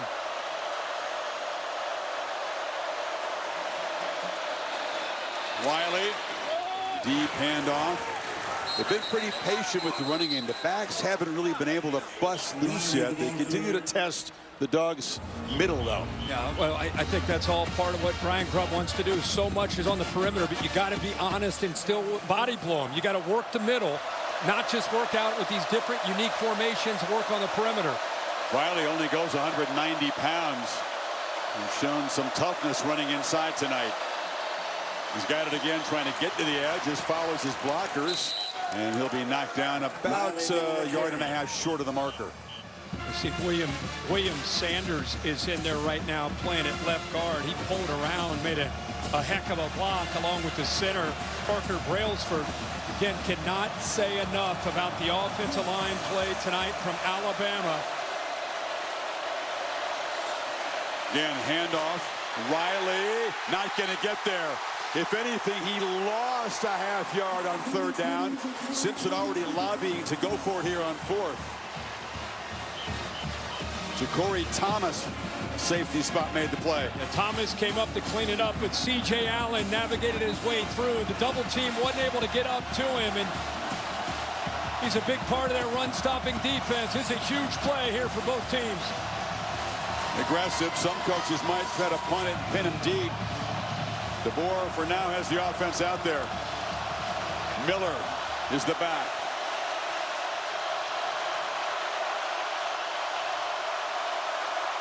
Play clock at 1. It was disorganized from the start, and Quintavious Johnson makes the play.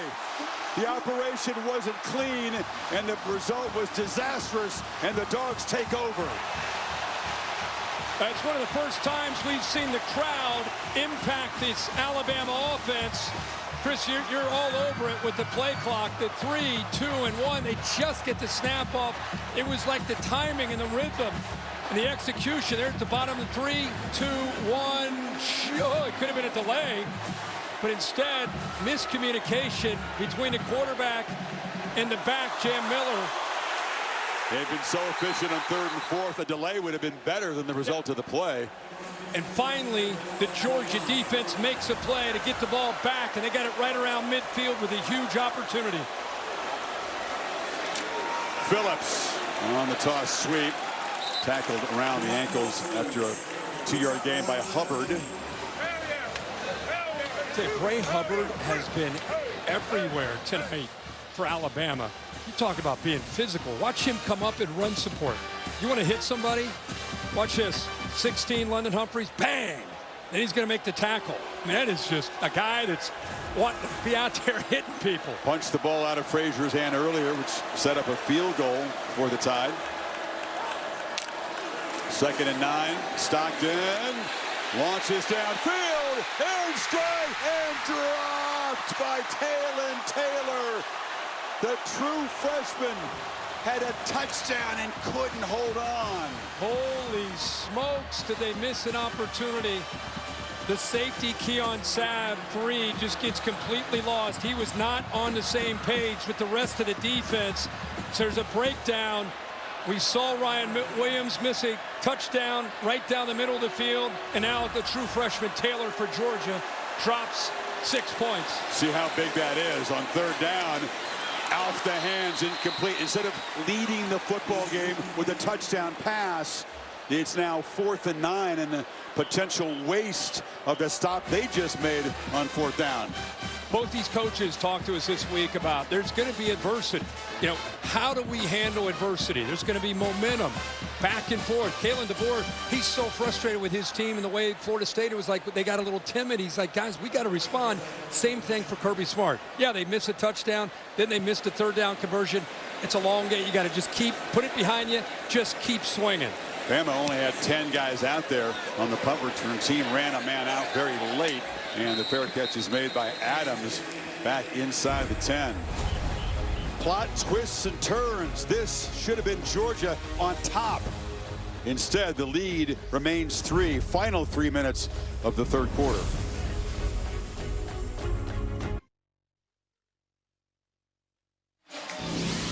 Capital One cardholders can redeem their credit card rewards for tickets to exclusive events and experiences on Capital One Entertainment. Scan the code to learn more. Capital One. What's in your wallet? Musical history. That's where Peter Buck met a guy called Michael Stipe when they formed REM here in 1980. Mike Mills, my buddy in the band, can't be here tonight. He's touring with his band baseball project. I got to text him. You're missing a good one. To the Tide. After the defense makes the stop, aided by that dropped pass, pinned back at the 8. Not quite as efficient as they were at the start of the game. Simpson from the goal line launches downfield over the head of Bernard. It was being chased in coverage that time. So first down shot doesn't pay off. That's their 11th snap of empty from Alabama, and look where they are right now. Good coverage there by the safety Thomas. Look where they are right now, right in front of the loudest part of this stadium, in front of the student section, and you go empty with 5 offensive linemen, trusting the quarterback and the offensive line. Execute. Yeah, just getting louder by the second here.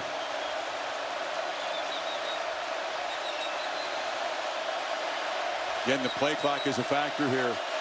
Down at 3. They just get it off. And there's a short completion.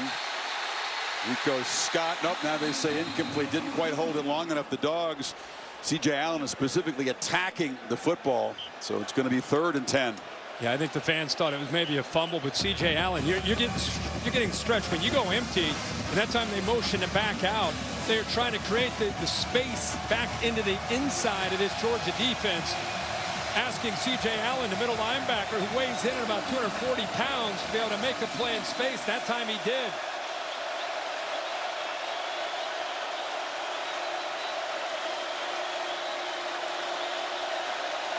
Simpson again using the clock to make adjustments. From his end zone, launches a long ball, incomplete. They tried to find Ryan Williams, who was covered over there by Ellis Robinson. 3 incompletions, 3 and out. We'll have to ask Bill here, but it looked like contact by Ellis Robinson. 1 on the slot. Watch the outside cut. Robinson never sees the ball. Bill, what do you think of that? No call. I have early contact. No, it looked like contact. I would have supported it. I don't think he ever saw the football, and he just kind of ran into the back of Ryan Williams. Went through the back. Surprised they didn't make a call there. So Blake down in his end zone. Zachariah Branch up near midfield. It's not a great kick. Branch is going to come up and make a fair catch at the 46. So Georgia with good field position. Another chance to perhaps claim the lead here. Taco Bell Liv Mas student section. Contenders for the national championship. Only one can win it. Ohio State won it last year. Well, Georgia played field position. They punted. They got to stop. Now they get the ball again. Close to midfield. Missed a dropped touchdown pass to the true freshman, Taylor. But they do get the ball back, just down by 3. Pitch on the edge. Colby Young. First guy doesn't often get him down. He spun free, picked up about 3. For a guy 6'4", he's a guy that's 6'4", 215 pounds. Sometimes they get into traffic and they don't break tackles. This guy, he breaks through a lot of arm tackles. Tough runner after the catch. With the big touchdown reception on the go route earlier. They fake it to Bowen. Stockton flushed out and tries to escape. He's going to duck down on the Alabama side of the field with Edric Hill closing in. Picked up 3. Third down coming up. Watch Delp work through the middle of this defense. If he has time, look at this. Look at this open up right there. Instead, he gets flushed and has to get out, but we haven't seen a tight end make a catch tonight. That time Delp opened up in the intermediate there against this defense of Bama. Also haven't seen Georgia convert on third down tonight. Another chance here. Stockton running all the way, and they will finally convert as Gunnar Stockton gets the edge. They lost contain out there. He scoots around the left end. Big game, picked up 21. Well, 10, Justin Jefferson has got to be able to work to the outside and not let that ball bounce. He gets caught up in traffic. Good job by 57 Freeling, but a quicker reaction from 10 Jefferson would have been able to allow him to prevent that big play. That's their 5th run today of over 20 yards. They got over 200 rushing yards as a team. Bowens, he's able to get the edge. Knocked out of bounds by Hubbard after picking up about 4 or 5. Final minute of the quarter now. Staying on the ground, kind of sprinkling in the pass game. Haven't had a lot of opportunities to be able to make big plays. It's such a different game for Georgia than a year ago when they faced Alabama. They faced so much man-to-man coverage, and they made a lot of big plays in the pass game in that second half. Tonight, Georgia's facing a lot more zone from Kane Womack. So they've had to rely more on the ground game. You do so again. Bowens has a hole, barrels forward. It's going to be a first down inside the 20. Mean machine in the red and black, Kirk. This is a flex you've seen many times, and the fourth quarter is going to decide it. Final seconds ticking away. Georgia will not snap it. It was dominance in the third quarter. Alabama missed the field goal early. Georgia, 2 chances here to take the lead now. Down 7, end of 3. Back after this message that we're for your local ABC station. You're watching the SEC on ABC.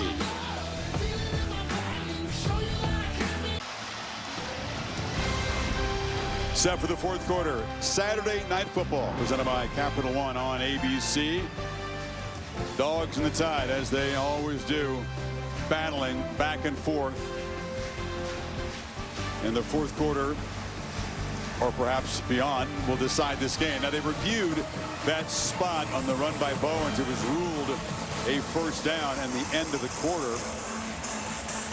Looks like that nothing they saw was going to change that. So it's going to be Georgia set up with a first down to the Alabama 17. Can't help but go back to our call this week with Mike Bobo and the offensive coordinator with Georgia. And he said, I've got to be stubborn tonight on Saturday about running the football. We got to body blow them and body blow them no matter what's going on in this game. We've got to be able to lean on them and try to wear them down so we get them to the fourth quarter. All those runs start to really pay off for us. Here we are in the fourth quarter, and they've been running the ball really well.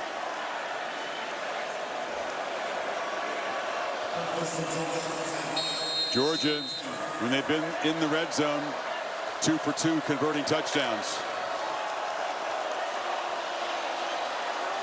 They haven't led yet tonight.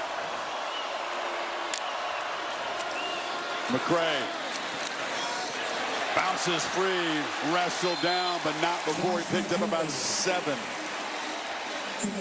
Keep in mind, Juan Gaston is a true freshman playing at right tackle. Donnie Glover is a true freshman playing at right guard, being asked to do a lot of work. As young guys had only been on this campus for not that long in a heavyweight matchup.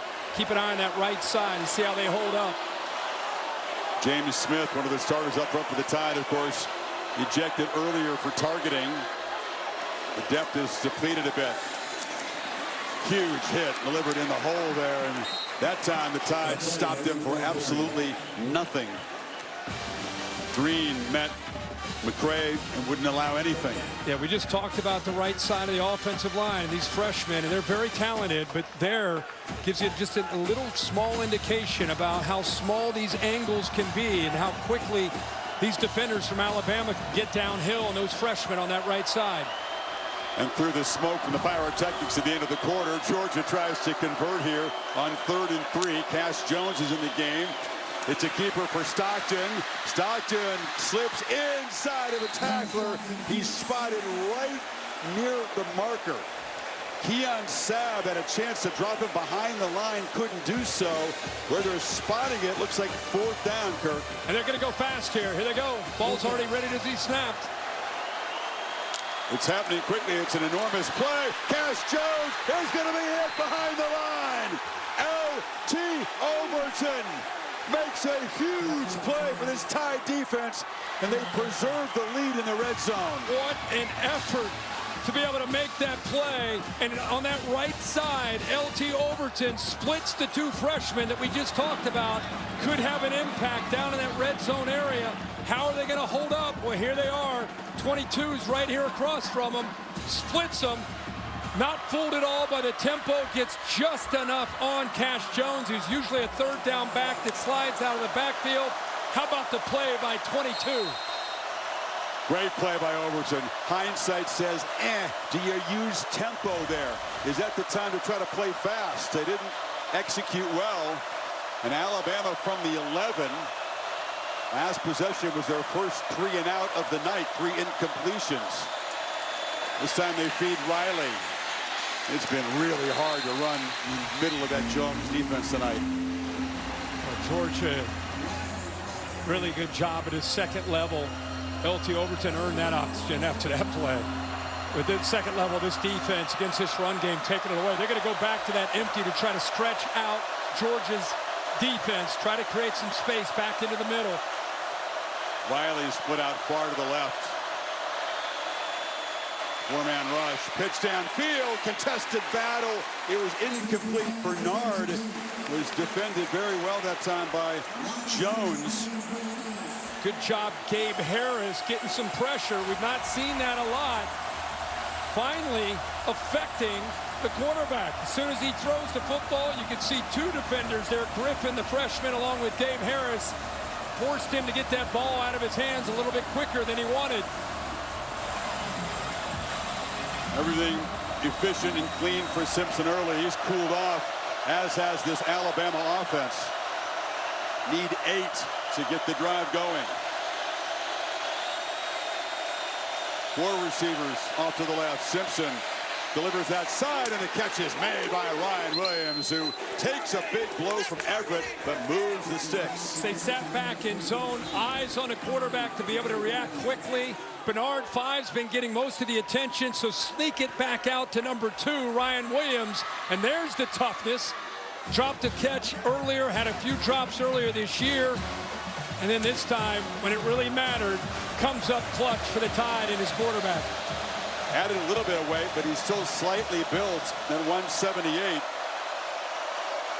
Crucial conversion for Alabama to try to get this offense humming again. Miller at the right edge. Again, not much. Picks up about 3. Yeah, nothing else. You get that ball away with that conversion from the shadows of your own goal line and have to punt it. So you get a new set of downs, continue to work this clock with a 3-point lead, and continue to try to find, they're not going to take their foot off the gas. This is not the time in a game where you start thinking about running the ball just to run it to work clock. They're going to continue to try to find matchups that they like. Isaiah Norton, Bernard, 2, and also Ryan Williams. Bernard hurt Georgia in the first half. They defended him very well lately. He moves over to the left slot. Simpson right over the middle, and it's caught out near midfield. Delivered a dart to Isaiah Horton, and they pick up 21. But with Bernard clearing this, you get the dig coming across, and the whole thing is you got to figure out where the linebacker is if you're the quarterback. You got to find that window, and good protection allows him to throw that to find that second window. They clear the safety, create that space, and he was very decisive with his read and accuracy. That second-level throw. Not many guys in college football can deliver that better than Ty Simpson's doing right now. All night. Under center now. Play clock down at 2. Play action, and it's wide open to the tight end, Cuevas. Little rhythm back all of a sudden. They get that conversion to Williams. This looks like how they looked early. They've been running so many plays out of the shotgun. This time they get him under center. You're going to think they're going to hand it off to Riley on 1st and 10. Instead, they break that tendency, boot him out, and nobody picks up Cuevas there in that flat. So really good play call there. Caught Georgia's defense completely off guard. So important to break those tendencies in big moments. Georgia too smart if you're predictable.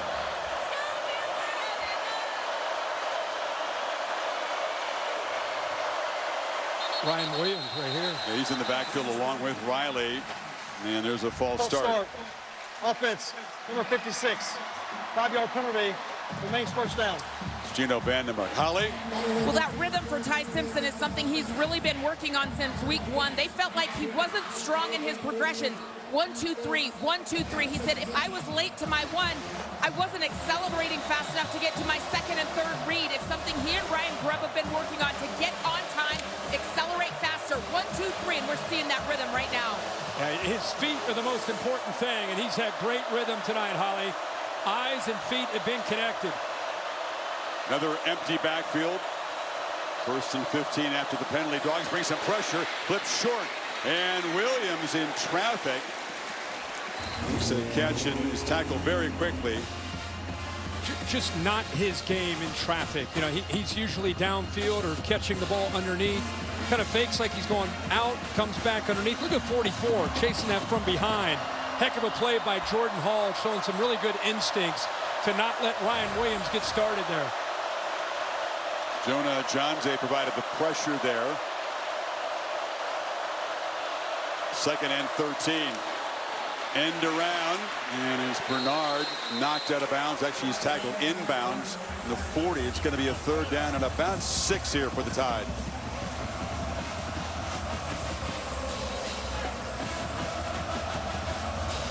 It's already been an important drive. Moved it from, as you said, the shadow of their goal line in 8 plays. Can they keep it going here? Riley in the ball game, but not in the backfield.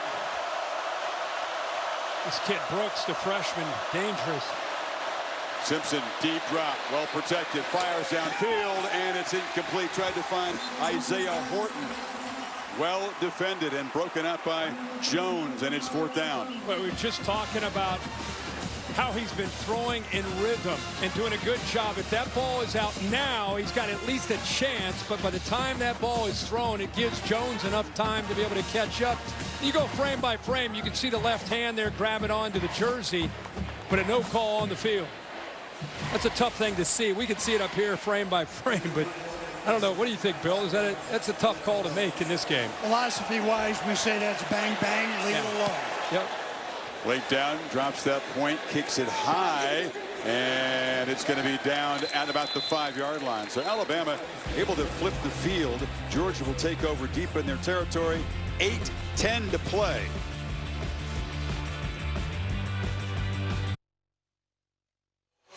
Here's the AT&T connected clicker. Go back to this play by Jordan Hall here earlier on this last drive. This is potentially a touchdown if he doesn't show the instincts to follow the center Brailsford to this screen. Look at the alley that Ryan Williams has. If, in fact, that play is not defended as well as it was, look at that alley. He has blockers, but because Hall came off of the rush, made that play, showed the instincts, that play gets blown up and eventually forces Alabama to have to punt the football back to Georgia. It's a great look at a play that could be overlooked, but could have been game-changing. Big time. He not made that tackle. So Georgia from the 5. End around to Branch, and the speedster contributes to the run game by picking up close to 10, getting the drive going before Sapp forced him out. How much fun is he? I mean, we always expect Ryan Williams to be the fleet-footed receiver in this game when he gets his hands on the ball, but Zachariah Branch coming over from USC. We saw him mainly as a return specialist at SC, but Georgia's done such a good job of utilizing his skills as a receiver, especially on jet sweeps like that or just a quick screen game. Quiet night so far, but he can change that in a hurry with his speed. And off inside, Bowens bouncing off people. There's a flag in that offensive line area.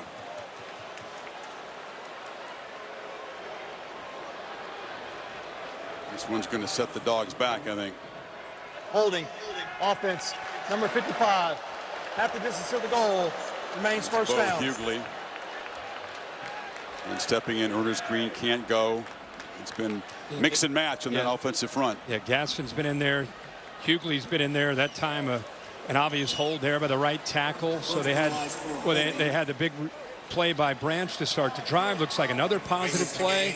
And now you go backwards behind the sticks. 7:35 to go in this game, down 3, trying to get away from their own goal line here. And such a different looking Georgia offense in that shootout in Knoxville when Stockton had a 300-yard passing game. Big plays all over the place. At the one big play to Young early, really nothing through the air since. There's a check down and wrestled down at the 15-yard line. Justin Jefferson got Bowens to the ground. It's going to be tough for Gunnar Stockton and Mike Bobo, the offensive coordinator, to come up with a play to get the ball downfield, because Kane Womack right now against Bobo is saying, hey, let's try to attack up front. Let's keep our safeties back. Remember that one touchdown pass they gave up? Blitzed. Corners were on islands. Nobody back to help out. Now they're doing the opposite. They're trying to keep these safeties back as much as they can. 2nd and 9. Stockton is going to be swarmed, trying to overcome that early holding penalty, and now they're going to be behind the sticks on 3rd down. Edric Hill and Tim Keenan dropped him for a loss. Good job at dialing up kind of that mixed look by Alabama's defense. Some twists up front, kind of a zone pressure. Without elite pass rushers, Kane Womack has to get creative with his pressures. Different kind of looks. Fool the offensive line and the quarterback as much as they can. Tide not showing pressure here on 3rd and long. They rush for Stockton. Launches. And the catch is made. Squeezing it in there. Zachariah Branch beginning to make a big impact here. Picked up 22. Watch Hubbard right here trying to read the quarterback's eyes. Watch, and he goes right over top of him to make that throw. What a job of getting that ball in, over top of Hubbard, and then back down to Branch, who got pinballed by 2 different defenders and holds on. What a conversion on 3rd and 11.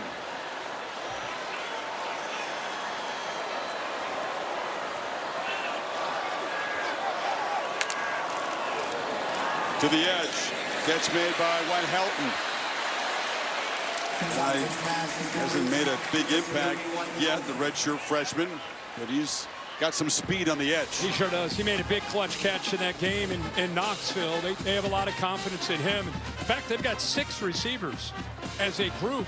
You know, Branch is usually the guy that's more out to the perimeter. Great to see him make a clutch catch on that 3rd and 11 downfield.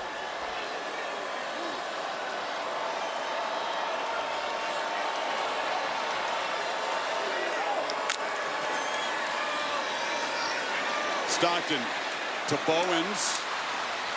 They knew this guy was tough, and they knew he prepared well, but his ability to make plays in the clutch, including that big comeback in Tennessee, certainly won over his teammates. And Stockton trying to do the same thing tonight after a very rough start. Just don't force it. Take what's there. If they're going to drop, check it down. Let your backs and receivers do the work. Branch off to the right. Single coverage over there against the speedster. They look back to the near side to Young, and he draws a crowd and is knocked down near the line of scrimmage by Deontay Lawson. Lawson's had such a great career in Tuscaloosa. Been around, he's had a lot of injuries. Fifth-year senior out of Mobile. Seems like we've been sitting down talking with him in production meetings forever. They've used 4:14 on the drive. Kirk, quickly and quietly, it's inside of 4 minutes in regulation here.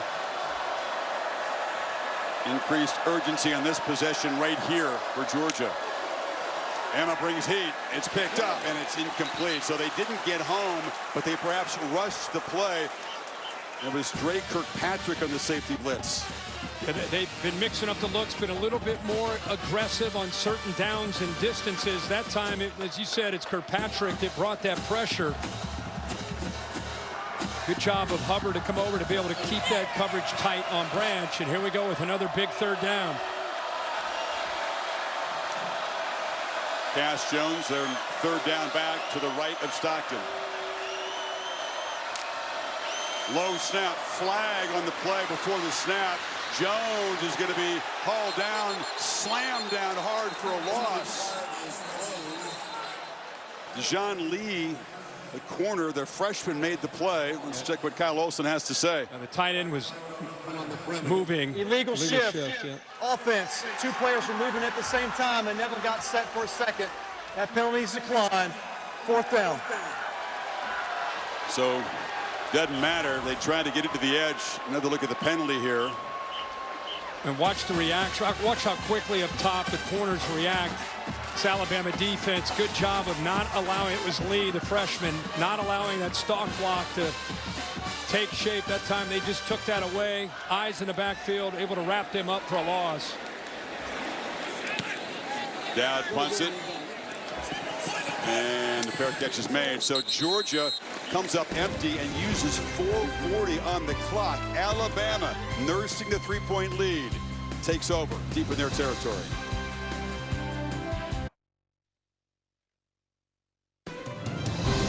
ABC's Saturday Night Football is presented by Capital One. What's in your wallet?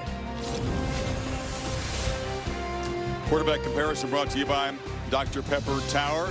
Torrid start for Ty Simpson. Very efficient. Couldn't miss on third down. It's cooled off since. Gunnar Stockton, very quiet passing night. Does have one rushing touchdown. But now Simpson and the Tide take over. Third straight possession. Kirk, they've had bad field position. Sitting on this lead. But it's tenuous right now.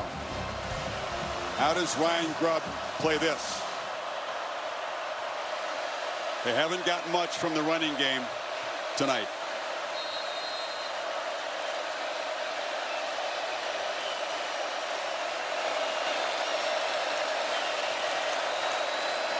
Miller hammers forward, showing great determination. Picks up about 7 on first down. Every play feels important at this stage. It really does. Good, solid running. As you mentioned, they have not gotten a lot from this running game. This one you got to turn to your quarterback, who's been on point almost the entire night. What an opportunity for him. You know, you get these kind of moments as a quarterback when you're in a school like Alabama. And it's a critical moment where he can show what kind of clutch performer he is on the road. Rivalry game. Got to lead and manage this offense in a 4-minute offense.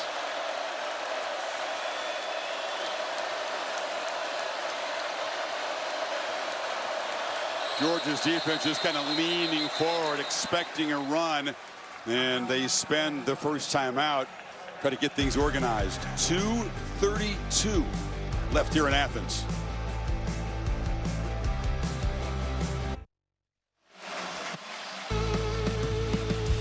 Crunch time between the hedges after that frenetic first half. 38 points scored.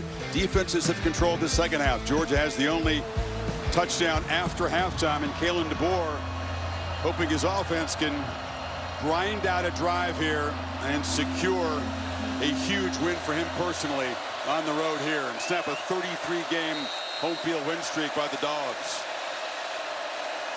Miller in the backfield on 2nd and 3.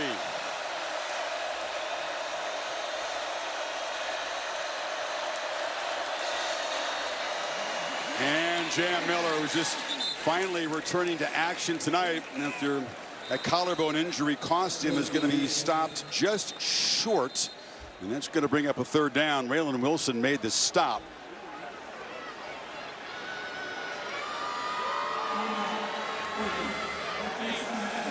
So Kirby Smart spending the timeout here. Interesting on 3rd and short. Because if Alabama can, make a foot here, they're going to get a fresh set of downs. Yeah, you used your first timeout. You still have the 2-minute timeout. But 3rd and short with the timeout, they pick up the first down. Now what are you going to do? You're going to let the clock run down to the 2-minute timeout? You're going to use another one.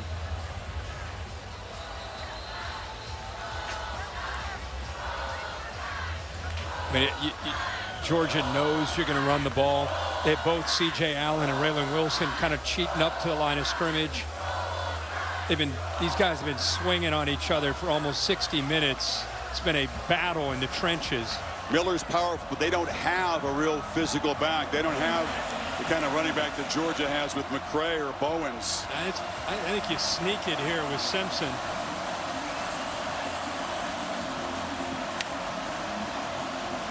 If you get under center.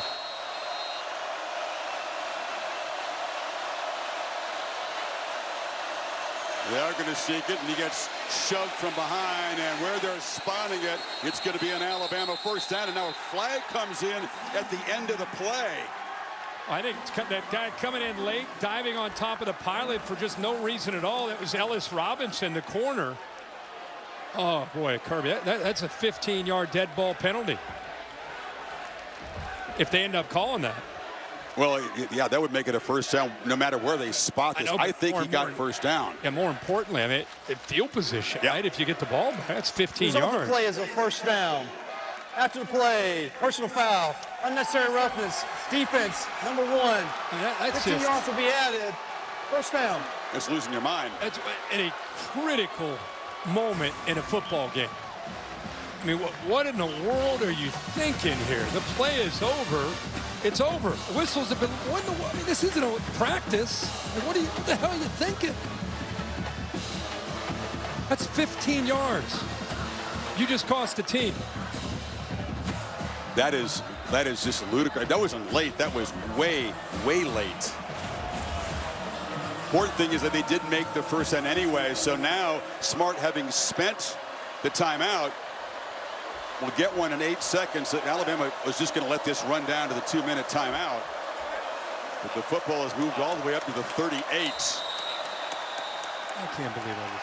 Final 2 minutes. Can the Tide maintain their stranglehold on Georgia head-to-head? They're close, but the job not done.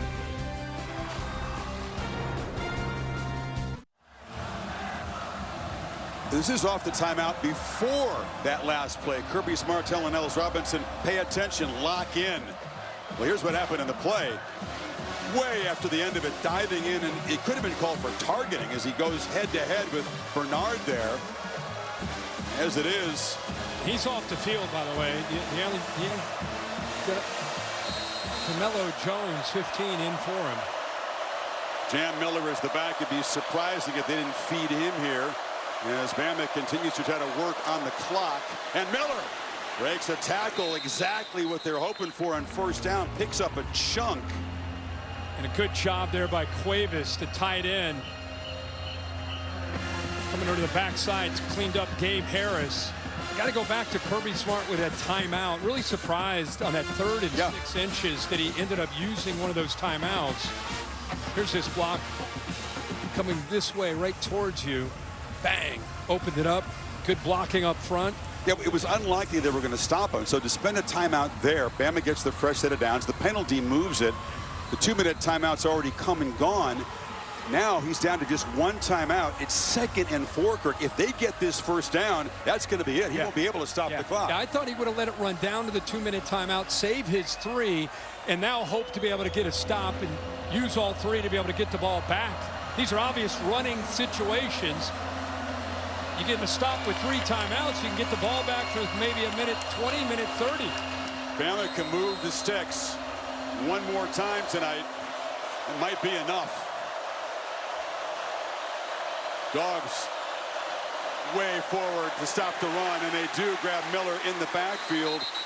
Jordan Hall was there first, and now with third down coming up, they'll spend the last time out. Yeah, use your last time out. Now you got to get into the mind of Ryan Grubb and what he might do here with 1:50 and Georgia out of timeouts. You know, the easy thing to say, you got a quarterback that's made some great decisions, put it in his hands. This is how this game started. Ty Simpson just started on fire. They took the crowd out of the game, as you always expect. Georgia came all the way back, got it to be very interesting, 17-14 by the time we got to halftime, but the game seemed to slow down in the second half. Not as much fireworks back and forth, but here we are at 24-21. I go back to that thought about what do you do? You run the football because you know you can work the clock all the way down, or do you trust the quarterback, Ty Simpson, who with a high percentage throw, don't take the sack, obviously, find an open receiver, inbounds. So it just depends on which route you want to go. You get 5 yards, you win the game. Oh, yeah, that's the other thing. Yeah. If you throw an incompletion, obviously, that's the risk. You got to punt it, and Georgia will have more time to work with. Let's see what the call is. Williams and Horton off to the left, Bernard to the right. Now 3 receivers to the left. Simpson flips it in the flat. Miller's got it, and he slides down at the 50 with a first down. Great call, well executed. All the attention going this way. They bring him back this way. Nobody there. 5 is trying to get out there in man coverage. Raylan Wilson, but what a heads-up play by Jam Miller to get down. But what a misdirection call by Ryan Grubb. All the attention going to the field with the motion. You think if they're going to throw it, he's going to half roll out, maybe throw it to the field. Instead, they go back the other way and completely fool Georgia and their linebackers. How fitting for this game to end on that play call by Ryan Grubb and the execution by the quarterback, Ty Simpson, based on the way this game went.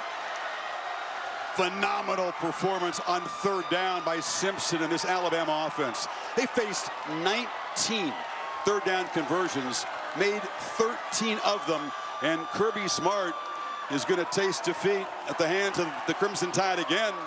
He's going to drop to 1-7 against Bama and 0-2 in the post-Saban era, and this will sting.